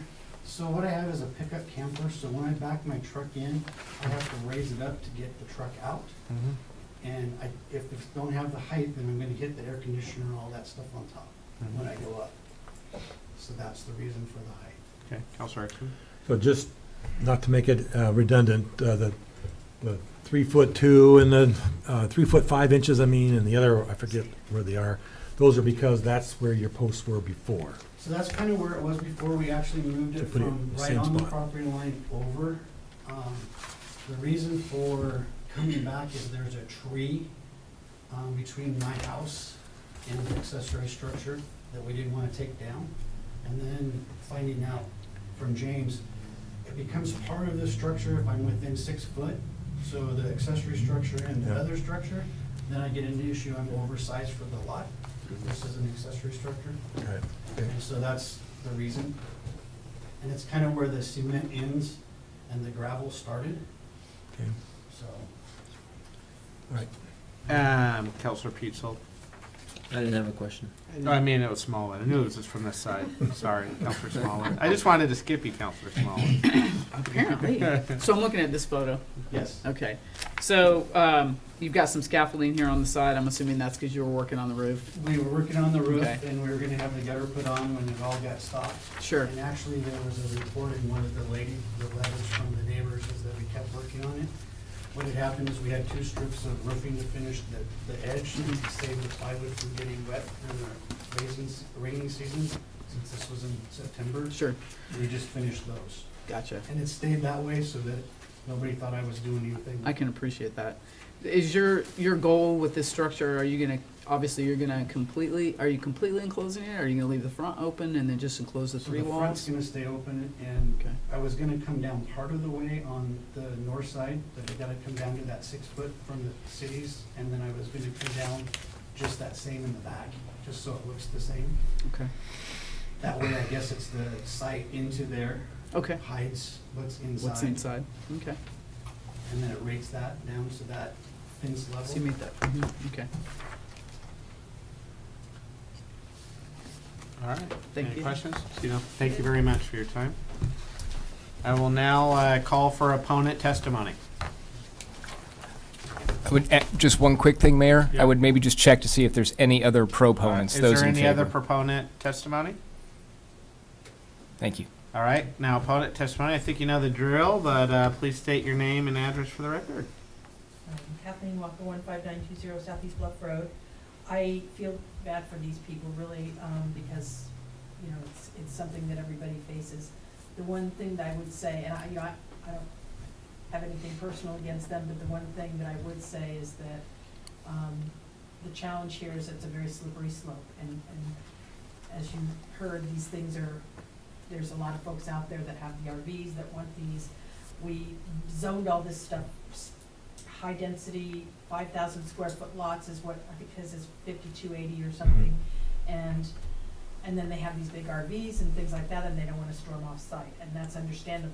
But just, I guess the caution I would give you is that, you know, when you give one person a variance, you know, it's hard to kind of not give, you know, the next 100 people a variance. So it becomes very difficult to kind of regulate something like that when you give variances, and maybe that's something that to be looking at in your development code rather than giving out variances or feeling the pressure to give out variances, is to kind of assess whether or not we want these accessory dwellings, is that what they're called, or not. And so, and I was questioning, it sounded like there still is a 5 foot and a 15 foot setback, right? Mm-hmm. So, and even if there was a fire code wall, it would still, that wouldn't abate that required setback. Yeah, that's Correct? Yeah. Because I thought he said something else.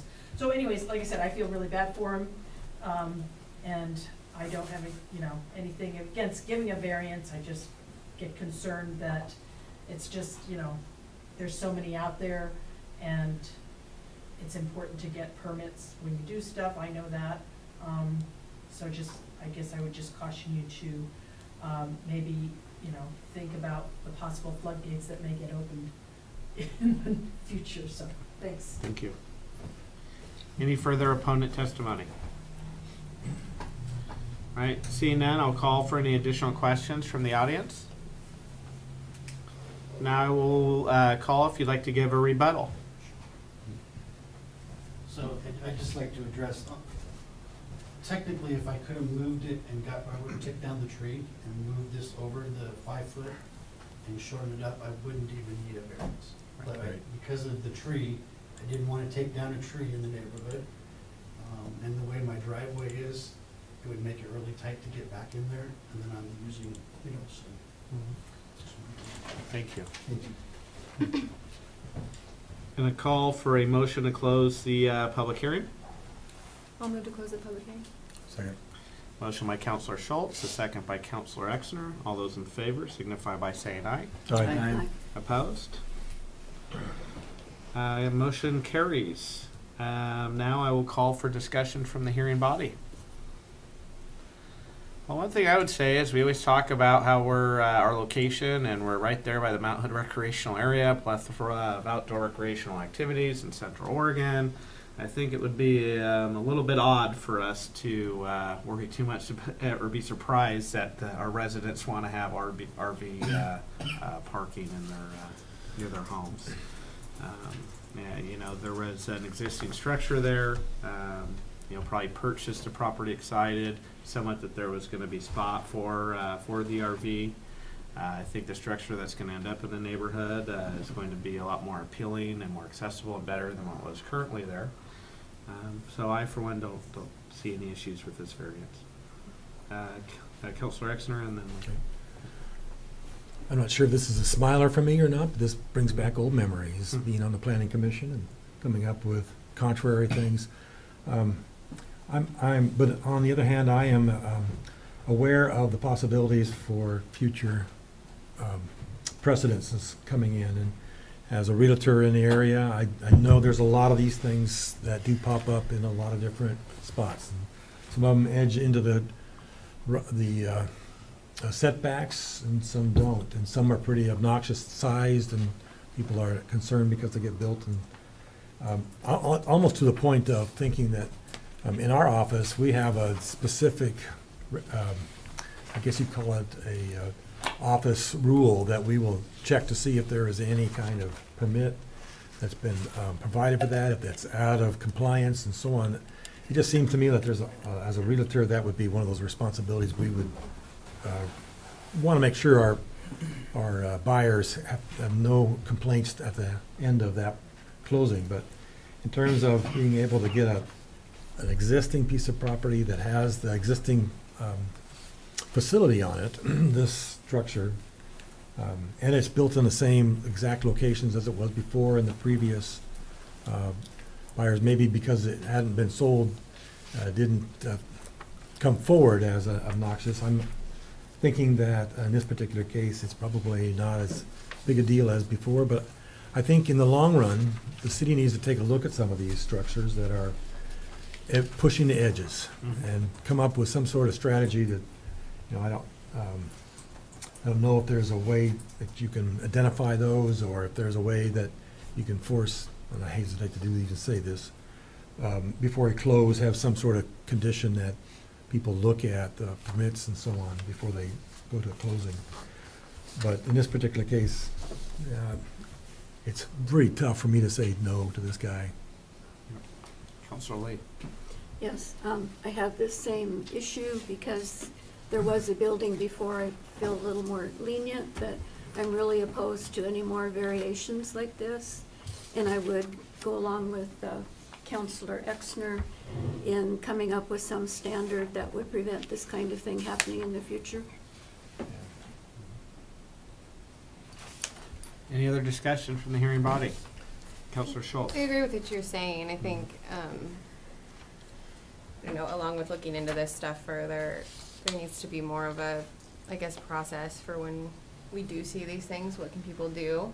It needs to be more clear. Like in your neighborhood, someone constructs something that you think is an eyesore, but maybe don't know what to do. I don't know. Maybe that needs to be part of that discussion, is a whole new process for bringing forth, because we all know that a lot of these are not permitted, not brought to our attention at all. So just, bring it into a better way of dealing with too.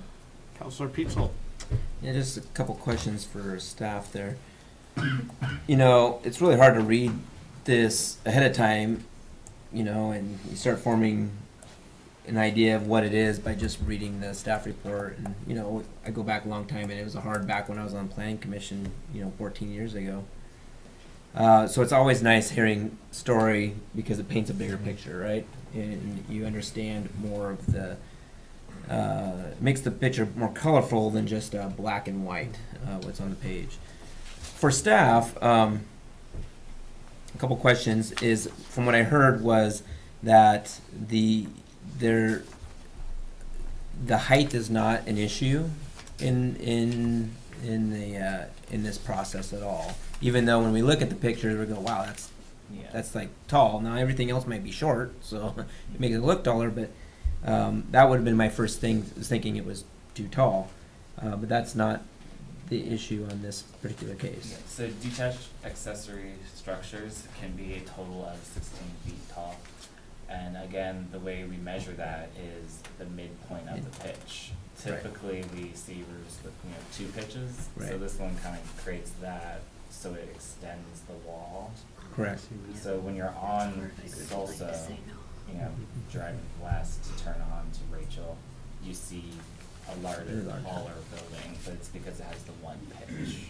So Right. potentially looking at our definitions to determine if that's how we want to proceed with how we measure height. In this structure, so what really has come about is just the distance from the property lines is what we're talking about. Yeah. That, in essence, that it should be 5 feet from the side, and this is 3 feet from the side. 3 feet 5 inches from the rear, it needs to be 15. 15. 2 from the side needs to be 5. Okay. And so, but that was what we, from the pictures I see from Google Earth and from that's what the existing, whether it was permitted or not, that was what was the existing one there at the time. Thank you, Jordan. And, Oh, yeah, thank you. thank you. And the total square footage of this, this building is the 200 square foot? 200 square feet is the benchmark, so let me. Right, yeah, you had that there. These are the standards for that. So since it's larger than 200 square feet, as well as taller than 12, it would have to meet the 5 and the 15. If it was between 120 and 200, you have a little bit of flexibility. So if you have, this part of the codes for like if you go buy a shed from Home Depot, that's 100 square feet, you could put it a little bit closer because it's not as big of a Sure, structure. I understand. But this one is how many square feet? 392. Right. 392, okay. And then I do want to say I do appreciate the pitch change of that and the recognition of the neighbors. Because as a neighbor, I would be very frustrated with that and like want to go help clean the gutter out of the old one, if there was a gutter. But I'm hoping for that, so I hope that was that has been a positive experience with your next door neighbor there. I don't know who reported what and where they live exactly, but hopefully that was So the 3 properties that, or 3 notices that we got in support were actually the north adjacent property, the east adjacent property, as well as the property across the street. So the property owner sharing a rear property line with the applicant, and the owner north of him sharing the side. so the two sides that these Two are up most against affected Are fine with it. parties. are okay with the And support of it, support yes. of the. I hope the one to the north would be because all that rainwater is going. Yeah. now Going it's different not direction, very yeah, nice. And they will be required to have gutters on the downside of it. Sure, That's just sure. a zoning requirement. David, am I able at this point to still ask a question of the? No, proponent? you have to open the hearing back up if you I do don't that. want to do all that. You could ask Jim. James, do you have a James, do you have an idea as to what I'm looking at this picture submitted? What's going on to the right? It's the scaffolding. The scaffolding. Yeah. That's the scaffolding, Yeah. he's That working on one. the It's just roof. to support it? Yeah. Just so they could work on the So they roof. could work on Oh, That so was that's what what he- he he explained about that. Yeah. Yeah. It's okay. Hey, Jan missed it too. It's okay. Yeah. No big deal. That was. Okay, Kelly. Thank you. So one thing you need to keep in mind too is that, when I drive around town, I close my eyes, so I drive blind. Yeah. Because Yeah, I we mean, know. these violations are all around town. So it's unfortunate for them really that theirs got caught, because there's hundreds of them out there. I can't go after everyone, or we would have hundreds of code violations. The other thing I just want to mention is that even if the structure wasn't approved, you could have an RV sitting back there on a paved surface. And to me, as a property owner in Sandy at 2 locations now, especially if they have exterior units on them and different things, they can actually be, in my opinion, more of an eyesore than a structure that's painted and kind of maintained. So that's just something to point out, that even if the structure wasn't allowed, if they had a paved surface, they could still pull back a big RV and have it sitting back there. I'd like to point out, George, can Kelly not drive our pool vehicles anymore? He just admitted he's driving blind. The chief was listening, you know. So, All right, yeah, Councilor yeah, Smallin. so, not to beat a dead horse on this, but really, like that applicant said, basically, if he were within compliance of the 15 feet and the 5 feet, we wouldn't even be having this conversation. Is that my understanding? That's correct. Okay. All right, any other discussion? Only that, not related so much to this one, but I guess I'd be willing to sit down and kick around some possible ideas about how to either find a way to let people know that this is not permitted kind of a thing, or maybe, Kelly, we could find a way to change the code. It seems to me that we got a conflict here of some kind to be able to say that we have all these structures that are closer than they should be in violation of our code. So does that mean the code's not appropriate anymore? Or do we need to be talking about these things before at sale?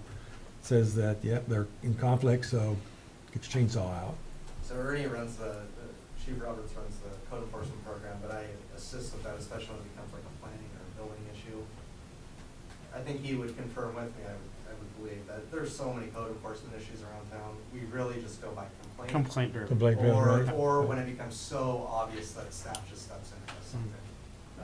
You know, I don't know the realtor side of things, that's really, I think, up to realtors to make sure to check in with us. Yeah. I don't have a good solution for you there. Okay, all right. I agree. I got a couple ideas, but. I'm looking for a motion or a comment. Really a motion. I can't find a stupid touching here. Where is it? I'm looking for the stupid thing. I don't see it either. You guys are on it tonight. Yeah. Gotta be. I'm not finding the spot, but. The spot to make. Well, staff so let me recommends City Council hold a public hearing. In addition, staff recommends City Council approve the applicant's appeal. Okay, I move to approve the applicant's appeal for the reasons described above. Hold on, David wanted to speak. Yeah, you just want to be sure if you agree that you get the 4 conditions that were outlined. So Is that not included in? No, that It's was. in the recommendation. If you look at page 28, it shows the motion from Planning Commission. And make, Page 28. that would probably be the easiest one. Those to 4 items that you just talked Yeah. about. Yeah, the 28 you say? You didn't know what you were getting yourself into. Can I make a question Yeah. between this motion and the second here? Yeah. On those 4 recommendations, one of them is to get prior to building permit approval, contact the utilities. The way I see it on the picture, that this is behind the house and behind the utilities. Is there a utility easement that goes through the property on that side of that property line? Nicholas Glen neighborhood, they have 5-foot utility easements on all property lines. On all property Yeah, lines? they Okay. were notified, all 4 of the utility Okay. companies, before Planning Commission. I didn't get any comments. However, I would hate for us to approve it and then him move it and then one of them have an issue. So Mhm. that is something I talked with that about. So in the future, if they wanted to bore through there, they technically can do that, so, Yeah. okay. All right, thank you.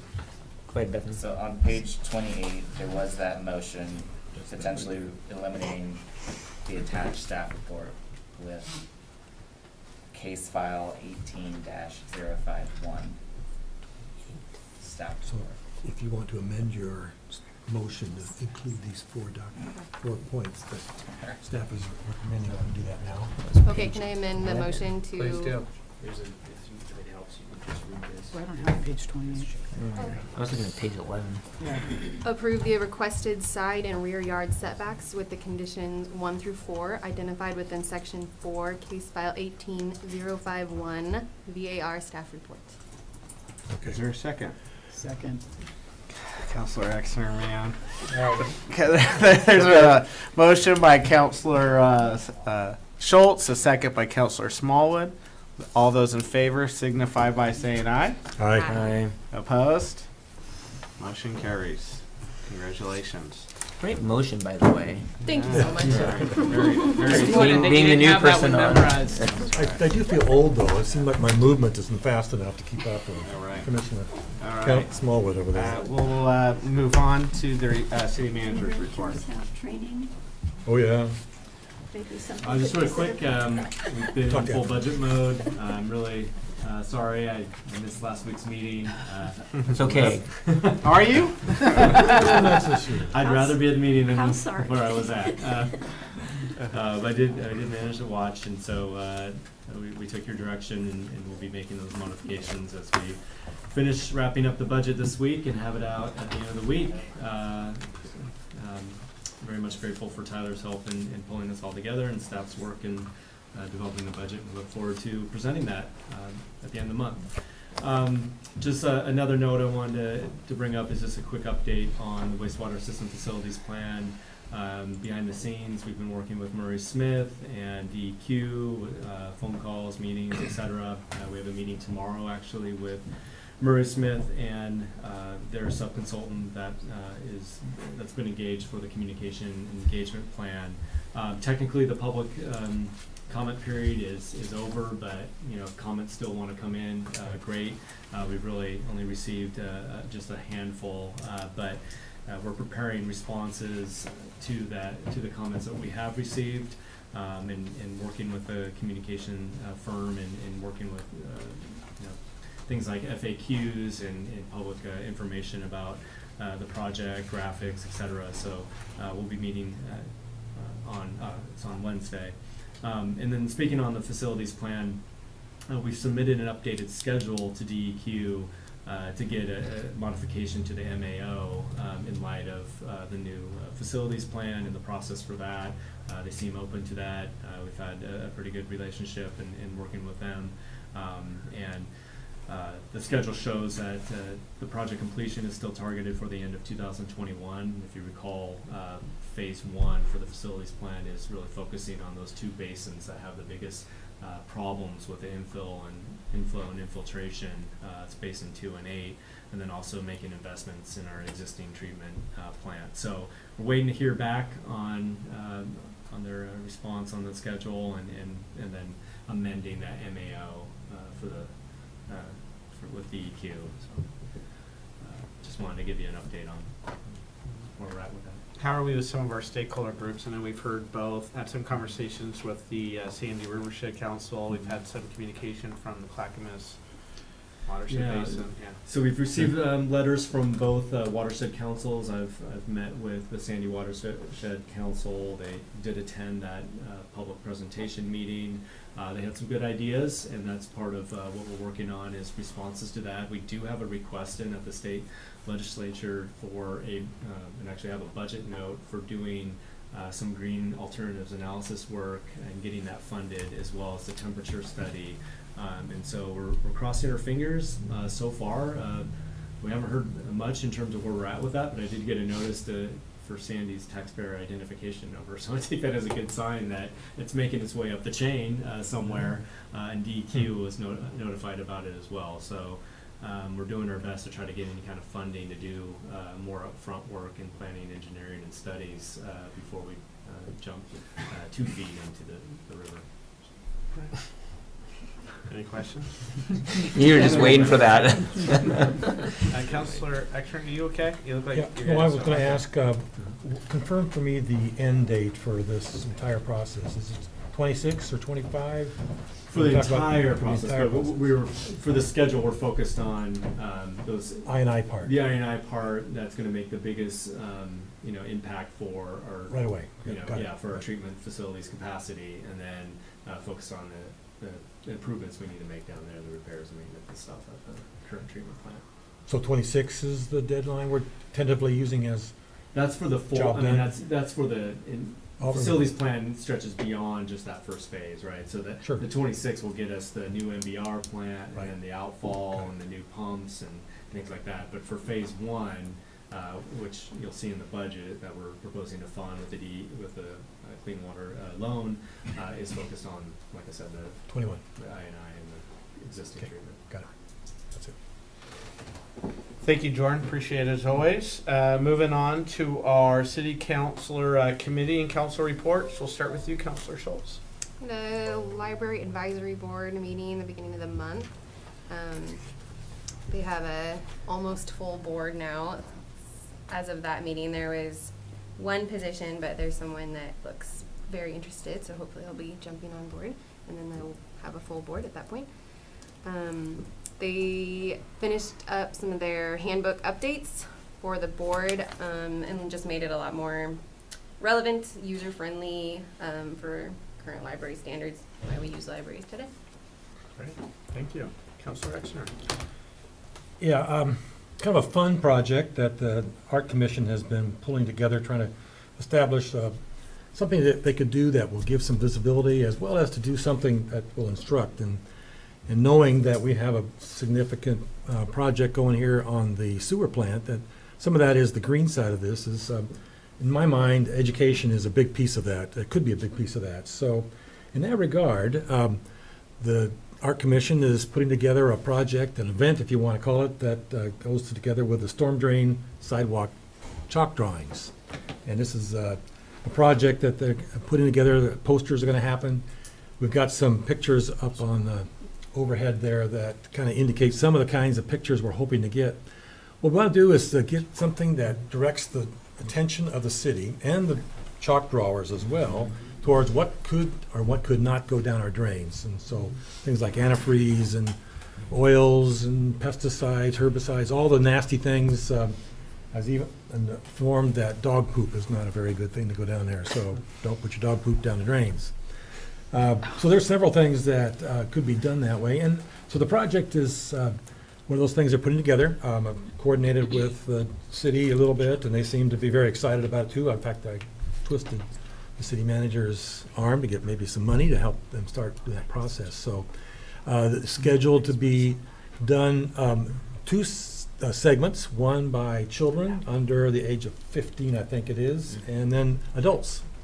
And so there'll be a chalk drawing competition, if you were, down around the library for the kids, and then the adults would be scattered around and done in a place that would be not in the way, but certainly visible. And our hope is that it would be all completed, the prizes given, everything would be completed in time for the mountain festival, so people walking back and forth could see some of the chalk art that has to do with the drain protection and information and education. So the poster on the overhead there is what we're headed for, and I think it's a great way to spend some energy and doing some things. You can imagine seeing some of these really great drawings about what to do with, or what not to do with your drain, and going to businesses, helping them help with some of the little kits that we're going to be providing so that they've got cleanup things to do.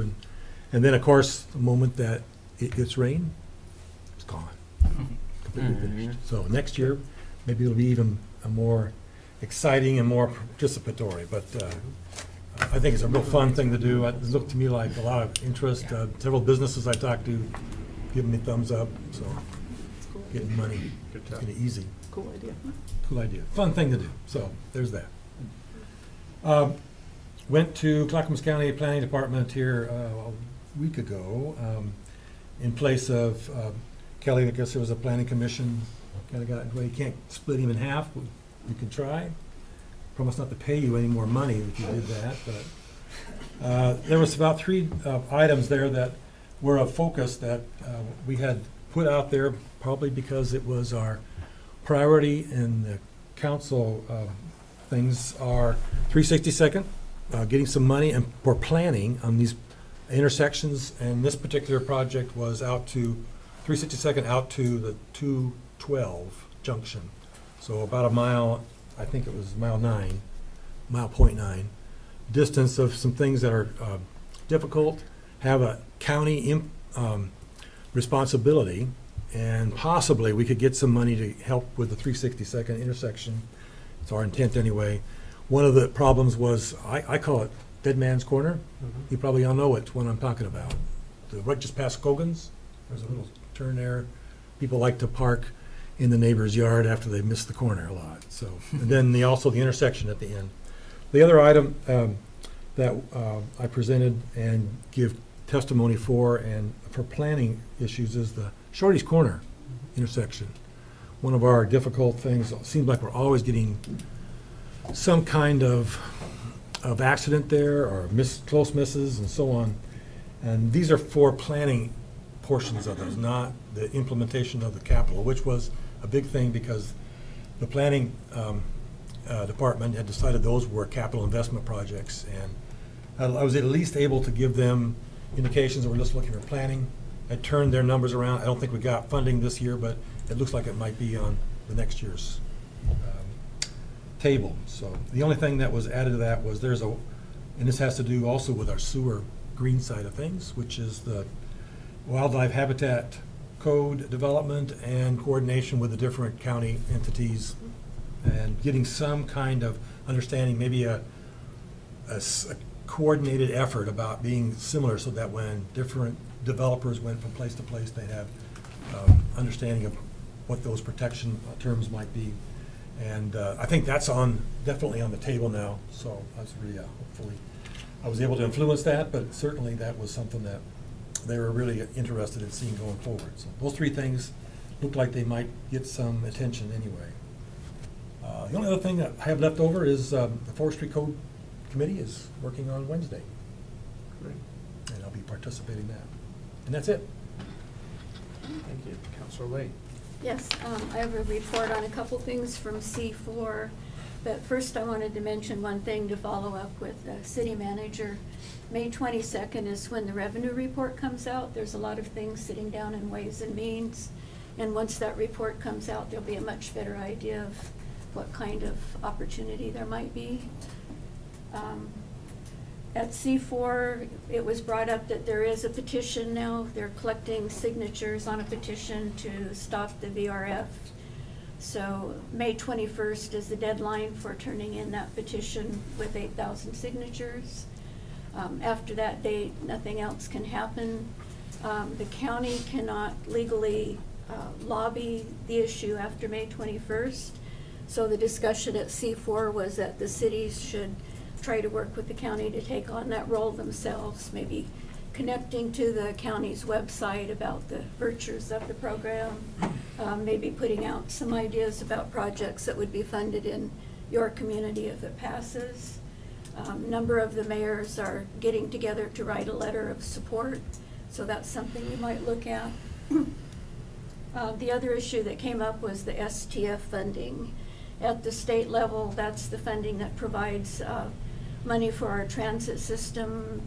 40% of that fund would be cut back if the STF doesn't go forward as planned.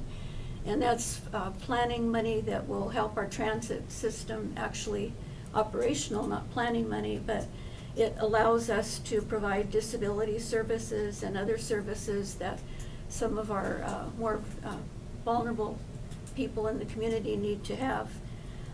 The governor did not put it in her budget because she thought she could get it from another fund. That didn't work out. It's now in Ways and Means, and part of it's in the budget in Ways and Means, but not all of it. The transit lobby was down there on April 9th and tried to get it back in. It's still not back in. So one thing that was asked is that cities might write a letter to legislators similar to this one I'm handing out. Got it. Maybe Yep. something that the mayor could sign. Did you get enough? Because I think there's 3 or 4 here. Was there, not to interrupt you, Councilor Lee, I don't have any problems with this letter. Was there, has anyone else on our council had an opportunity to look I it sent over, out or- an email this morning I when saw I it. first I read got it. the letter, Yeah. that I I read don't it. know if you all had a chance to read it. I read it. In your one-on-ones with me, or as we give our reports, you like to just vocalize, and we can do it afterwards, whatever, but do let me know. When I sign these letters, I do like to have conversations with council, so. Okay. The only other thing is the C4 retreat will be June 14th and 15th for anyone who would like to attend.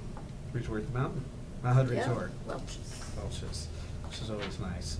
Question for you, Counselor, on the vehicle registration fee petition. Was there a mention of a chief petitioner, or where that No, effort they was didn't coming from? mention who was the petitioner. Okay. All right. Thank you.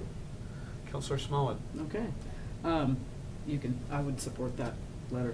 Just, I'll get that out right now. Spent this morning at the Sandy Transit Stakeholder Workshop, working on updating the master plan for the transit department. It was about 4 hours of learning and planning and tabletopping and creating various transit ideas. So there'll be more to come on that. It'll come back to us as a council and then go back through that. Very well organized, very educational, very informative. So, and I have a Parks Committee meeting on Wednesday. So that's it from me. Great. Yeah. Counselor Peachel.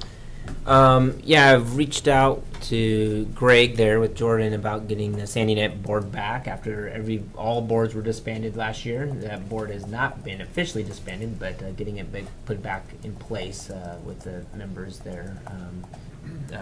Joe had just never gotten time as he was kind of moving on, so. Just real quick, I want to say I'm in favor of that. I think, yeah. Yeah, I mean, it was never officially to be disbanded.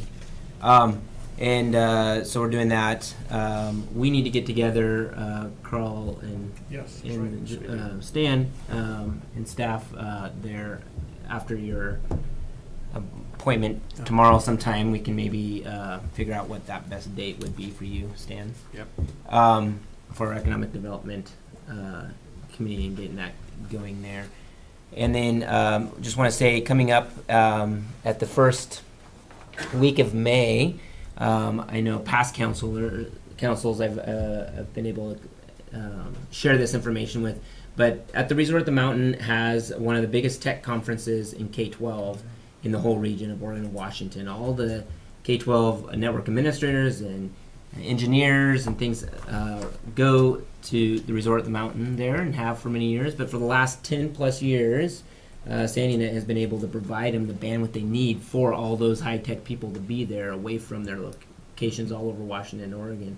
And that's because Sandy had SandyNet that was able to do that years ago. And so that is their largest event all year long there, and brings in a lot of employment for those few days as all the servers and people that are doing that there. So we do have quite an impact on not just our own community of our own city limits, but outside that with the things that we do here and with SandyNet. And speaking of that, I mentioned before I'll be in May going to Idaho there to speak about what we've done in Sandy. And I've learned a little bit more about the star-studded speakers that I'll be there with, and then they asked me to come along. So they've got a great speaking thing there. So in addition to you, who are they're great examples across the nation, and so we as a city get to be part of that. And so we are very blessed to be able to share our story and do that with them on that national level. So I'll report more back. That's mid-May on that. So I can't Jeremy, but in the past, when you have gone off on some of these big trips that really are advertisement for City of Sandy, I don't know, we have supported you in terms of your tickets and such. Are you funded for this particular trip? I'm paying my own way. You're paying your own way? Yeah. Okay. No, I was unaware. Okay. So Mr. Mayor, I don't know, what's the ticket? Well, I'm driving my car. But the ticket is a couple of gallons of gas, a couple of tanks of gas. So I'm good on this one. Okay. But thank you. Yes, on other ones I do. You have to have an I don't okay. have the funds to do them all the time. But so, anyways, that one of the people that will be there speaking and doing it is the person that came and did the big video in Sandy, and Chris Mitchell, who's come and done that. So. Next Century Cities has been a very big part of the city of Sandy, and we're one of their biggest supporters. So, even though we don't pay a dime to them, so it's a great relationship there. And then I want to say to the Parks and Rec maintenance guys, I know they've gone through the Tickle Creek Trail there, and I know it there was a lot of blowdowns that happened a while ago. But then more probably in the last month or so, there's a lot of trees that came down on purpose. And so I know that they've gone in and thinned out some of the... Oh, our people. Our people. Okay. Well, I'm sure hoping it's our people, not just some random... Yeah, you're nervous there. Random citizen trying to help out there. But there's thinning that out and keeping our residents safe for the future and knowing how to do that. So just want to thank the Parks and Rec maintenance crews for that. So that's it. All right, a couple quick things. One is thank you for going to the transit work session. I was supposed to decide with my deal tomorrow that I'd maybe take it a little easier today. On C4, it's not really kind of out there, but I do want council to hear and staff to be thinking about some of this. There's a rumor percolating that this metro transportation bond and measure they're looking at which is originally supposed to be a bond, which means property tax. They're looking at another funding source that could potentially be a sales tax on the ballot. So if you imagine the metro region with a sales tax, I don't know if that could pass or not, but it would possibly allow some advantages for some of us on the outskirts of metro that are not tied in to a sales tax. Also on C4, you know, I will, as mayor, I personally do not support the vehicle registration fee. I think coming out of the legislature and some of the revenue stuff that's coming down, it's a little too much to ask. That said, I would not be opposed to our city offering to the county. You know, we would certainly spend that money if it would pass. So if, you know, it's been kind of a consensus that we would put that towards the 362nd Bell Street connection. So if we felt so inclined to offer up a project that those monies would go towards, I would be in favor of that, because we would be spending it, and we've kind of talked about where we would put it, and our voters should know where we would be spending it. I just personally, and I don't speak on behalf of council, I'm personally opposed to that fee. Yeah. Little history there. Previous council has been opposed to that increase of the vehicle registration too. New council get that part and all the rest of the thing. It was, for me, it's a back and forth, because there's a pot full of roads, is that a pun or not, that we need to be fixing in our city, and it would help. But sometimes I wonder just all the effort and the negative response we get, how much money we're getting in return for it. So. Right. Well, and what bothers me, quite frankly, what bothers me about this is that you know, they've tried to do it through the gas tax several times, and put it on the ballot, and the voters have said no. And just like what we're looking to do with our aquatic and recreational center, I'm one that believes when you do something massive like this, you should ask. We're a representative democracy. You should ask our voters, you know, where they're at on this. So that is that. Thank you, Councilor Peetzold and Exner for Arbor Day. I don't know if anybody else went to that. Yep. Oh, Councilor Schultz, great. I'm just. And our family too. Oh, you did. I'm only reporting on photos I saw on Facebook. So. Jeremy made sure to have a photo of me. We made sure we had the photos. I did no actual work. Okay. And the donuts, by the way, that's what gets the kids. Oh, right. Exactly. So, all the donuts. The old guy too. We have a tentative meeting scheduled with the senior members of ODOT to be in Senator Chuck Thompson's office in Salem at 1 p.m. on April 23rd. So as everybody looks at their schedules, if you would like to attend that meeting, please feel free. Please reach out and let me know. Any major scheduling conflicts, please, after the meeting, come forward to me on that as well. What time? 1 p.m. You'll be coming right back as soon as the games are over and all that, by just what's the time, so. Games. You don't consider talking with the legislature a game? Oh, yeah, I would be coming, I'd be coming straight back. Okay. Yeah. So on that note of traffic, so we had the Dorchester conference I was at this weekend up in Welch's, and a lot of representatives were there, and it was neat because the conference started Friday night. Several approached me and said, "What in the heck is going on in Sandy? It was impossible to get through there." And I said, well, yeah, that's exactly what we're advocating to in the legislature. So if we could plan more events where people, representatives have to go through that commute, you know, I think that's we... a two-pronged thing. Yeah, I think we should proactively think about that. Wednesday morning, April 17th, the Chamber will be hosting their Good Morning Sandy with our Sandy Recreation Center department over at the Sandy Senior Center. So I'll be at 7:30 in the morning. We have a Clackamas County Cities Dinner coming up. I didn't write down the date for that, but Friday. no, the RSVP is Friday. Oh, It's always on a Thursday. Always on But Thursday. it's, So it'll be like the 25th, I believe. Yep. and I could answer you that because it confused me too. Yeah. Yeah. So what date is it really? It'll be Thursday the 25th. 26. The 25th. It's on a Thursday, It's a Thursday. right? Is that, Mhm. that's a Yep. Thursday, right? Yep. It's always the 25th. Thursday.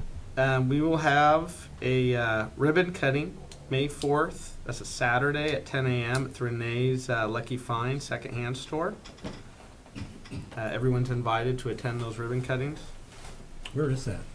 Oh, man. It's where Legends of Glory used to be, it's like literally Oh, it's right over here? That's right Okay. Underneath Thank you. the building. What time is the ribbon cutting? 10 a.m. Oh, in the back. Well, just right on the side here. Oh, it's, okay, it isn't. If you open the door, you can see Got it. it, I know where it is now. April 26th, Sandy Fire District is doing their firemen's breakfast. Now it's going to be from 5 p.m. on the 26th till noon the following day on the 27th. Family and I always really enjoy that. Thanks, Councilor Exner, on chalk art. So that's a perfect example of the leadership we're hoping to see councilors show on all of their committees. This was an idea that was put forward. I think it was actually by Pastor Mayor Malone. Oh, right. Yep, and passed forward to forward me. and forwarded it to you. And then now the Arts Commission is looking at it, taking action. So that's what a cool project. Very exciting. Oh, So great stuff, yeah. thank you for that. And then finally, doing my eye surgery, my cheekbone surgery tomorrow. And so I'll probably be, I've really worked hard, you guys, to keep this week pretty easy. So if you could help me with that, I'd appreciate it. And then my hope is I can recover, get back up and going, and not be talking about this darn thing anymore. So with that, I just thank you for the staff reports. Those are getting updated a lot better. And thank you always to staff that spend your Monday and sometimes Tuesday evenings away from your families with us here at Council. Always very appreciated. Thank you. So with that, close the meeting. I cannot make that.